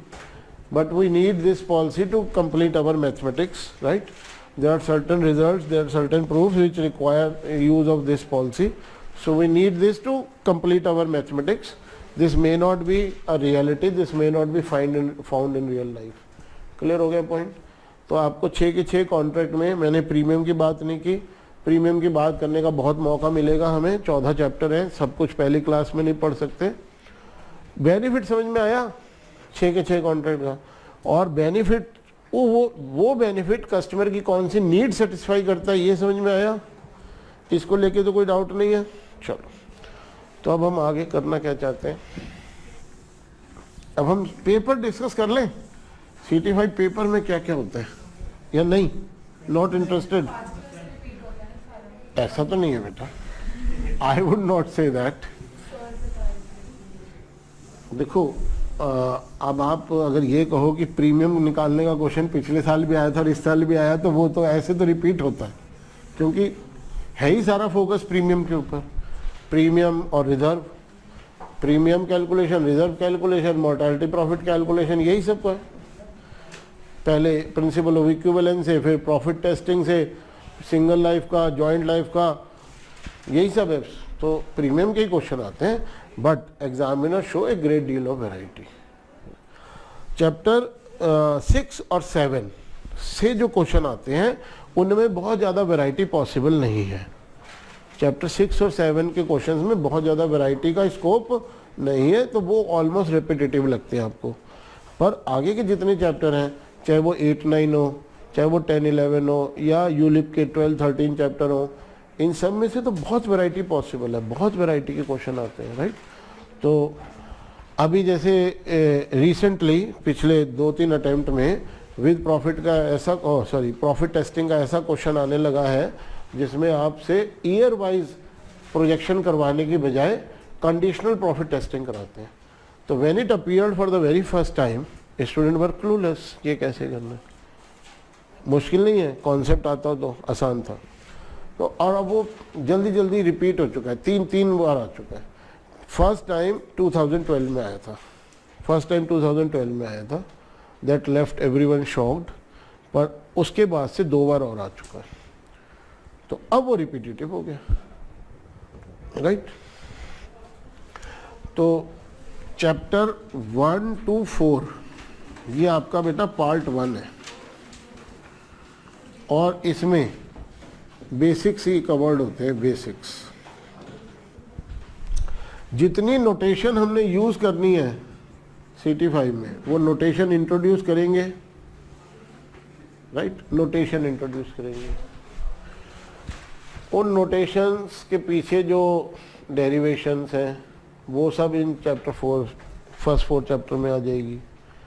टेबल में कहाँ क्या मिलता है, टेबल को से आपको इंट्रोड्यूस कर देंगे, राइट? ये सब बेसिक कॉन्सेप्ट फर्स्ट 4 चैप्टर्स में कवर हो गए। तो very few direct questions will appear from chapter 1 first 4 chapter, but they still make it A point कि बिल्कुल ब्लैंक नहीं जाना चाहिए पेपर, कोई ना कोई तो direct question in first 4 chapter में से भी पूछे। फिर पार्ट 2 में 3 चैप्टर है आपके, चैप्टर 5, 6 एंड 7। इन तीनों चैप्टर्स का फोकस प्रीमियम और रिजर्व पे है। प्रीमियम और रिजर्व के बाद अगर कोई और चीज इसमें कवर होती है तो वो है bonus and surplus, bonus and surplus, bonus और सरप्लस अदर है, और कोई टॉपिक इसमें कवर नहीं होता। टुगेदर दीज, मतलब इसमें से जो क्वेश्चन होते हैं वो इस ढंग से बनाए जाते हैं कि ये भी तो कवर होना है ना, ये भी तो पूछना है। सो रफली आप मान सकते हैं 40 to 44 मार्क्स का पेपर तो यहाँ से आता है, राइट? और इसमें क्या है, इन 3 चैप्टर्स में there is a lot of scope of silly mistakes, minor mistakes, छोटी छोटी माइनर मिस्टेक होने का बहुत स्कोप है, राइट? और वो कैसे ख़त्म होती है वो minor mistakes? Only through practice. Through practice you realise कि ये ऐसी भी गलती हो सकती है, ऐसी भी गलती हो सकती है, ऐसी भी गलती हो सकती है। So this requires practice, right? When you come to part 3, there are 4 chapters in part 3, and you may split part 3 in part 3A and part 3B. Chapter 8 and 9 both deal with joint life policies.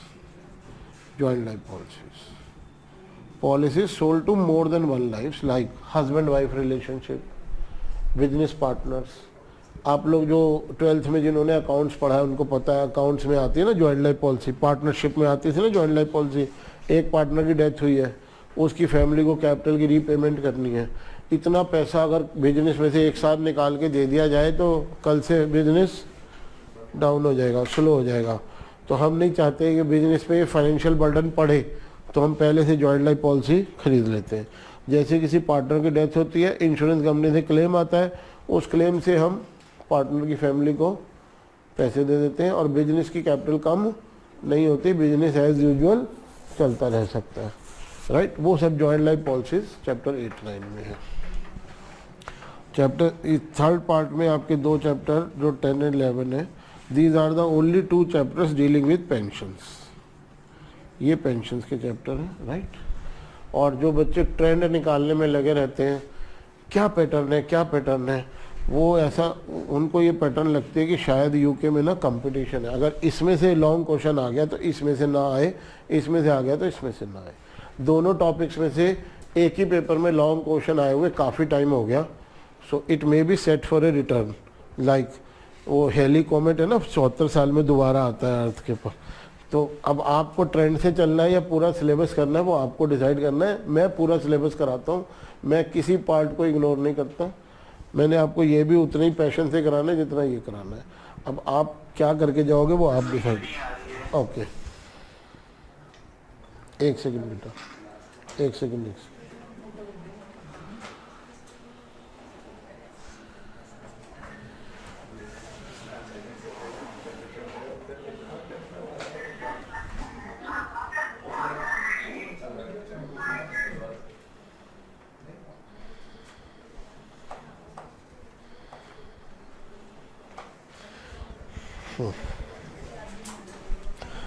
तो अब आता है आपका part 4। Part 4 में भी आप कह सकते हो 2 सब पार्ट हैं। चैप्टर 12 and 13 में कवर होता है आपका ULIP, unit linked insurance premiums plus profit testing,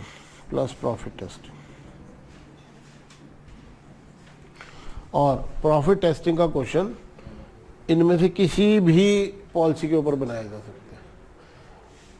profit testing का क्वेश्चन चैप्टर 5 से लेके चैप्टर 11 तक जो आपने पढ़ा, किसी भी पॉलिसी पे प्रॉफिट टेस्टिंग का क्वेश्चन बनाया जा सकता है। तो बहुत वैरायटी है, बहुत स्कोप है प्रॉफिट टेस्टिंग में। और लास्ट चैप्टर आपका चैप्टर 14 है, ये लार्जली थ्योरी का चैप्टर है, इसमें थोड़ा सा न्यूमेरिकल है। और इस चैप्टर की जो थ्योरी है वो बहुत इंपॉर्टेंट है, इंटरव्यूज़ में यही थ्योरी पूछी जाती है। और ये एग्ज़ाम के पॉइंट ऑफ व्यू से इतनी इम्पॉर्टेंट है कि यूके में फिक्स है, इसकी वेटेज 11 मार्क्स की फिक्स है। बाकी 89 का पेपर कहाँ से आएगा बड़ा मुश्किल है बताना, बट 11 नंबर के क्वेश्चन तो इस चैप्टर में से आएंगे ही आएंगे, इसमें कोई वेरिएशन नहीं है, राइट?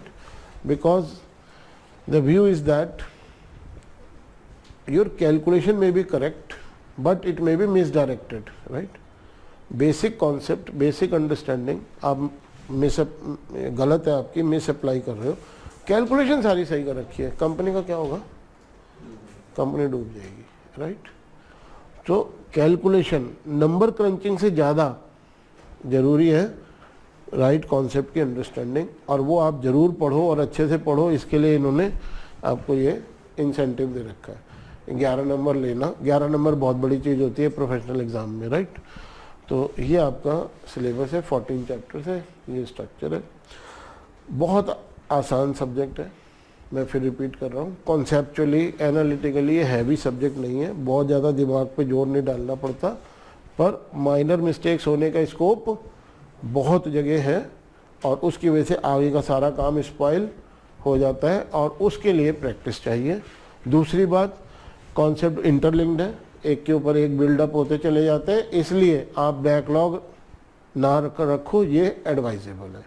जो काम जब होता जा रहा है साथ के साथ प्रैक्टिस करते जाओ। Is that clear?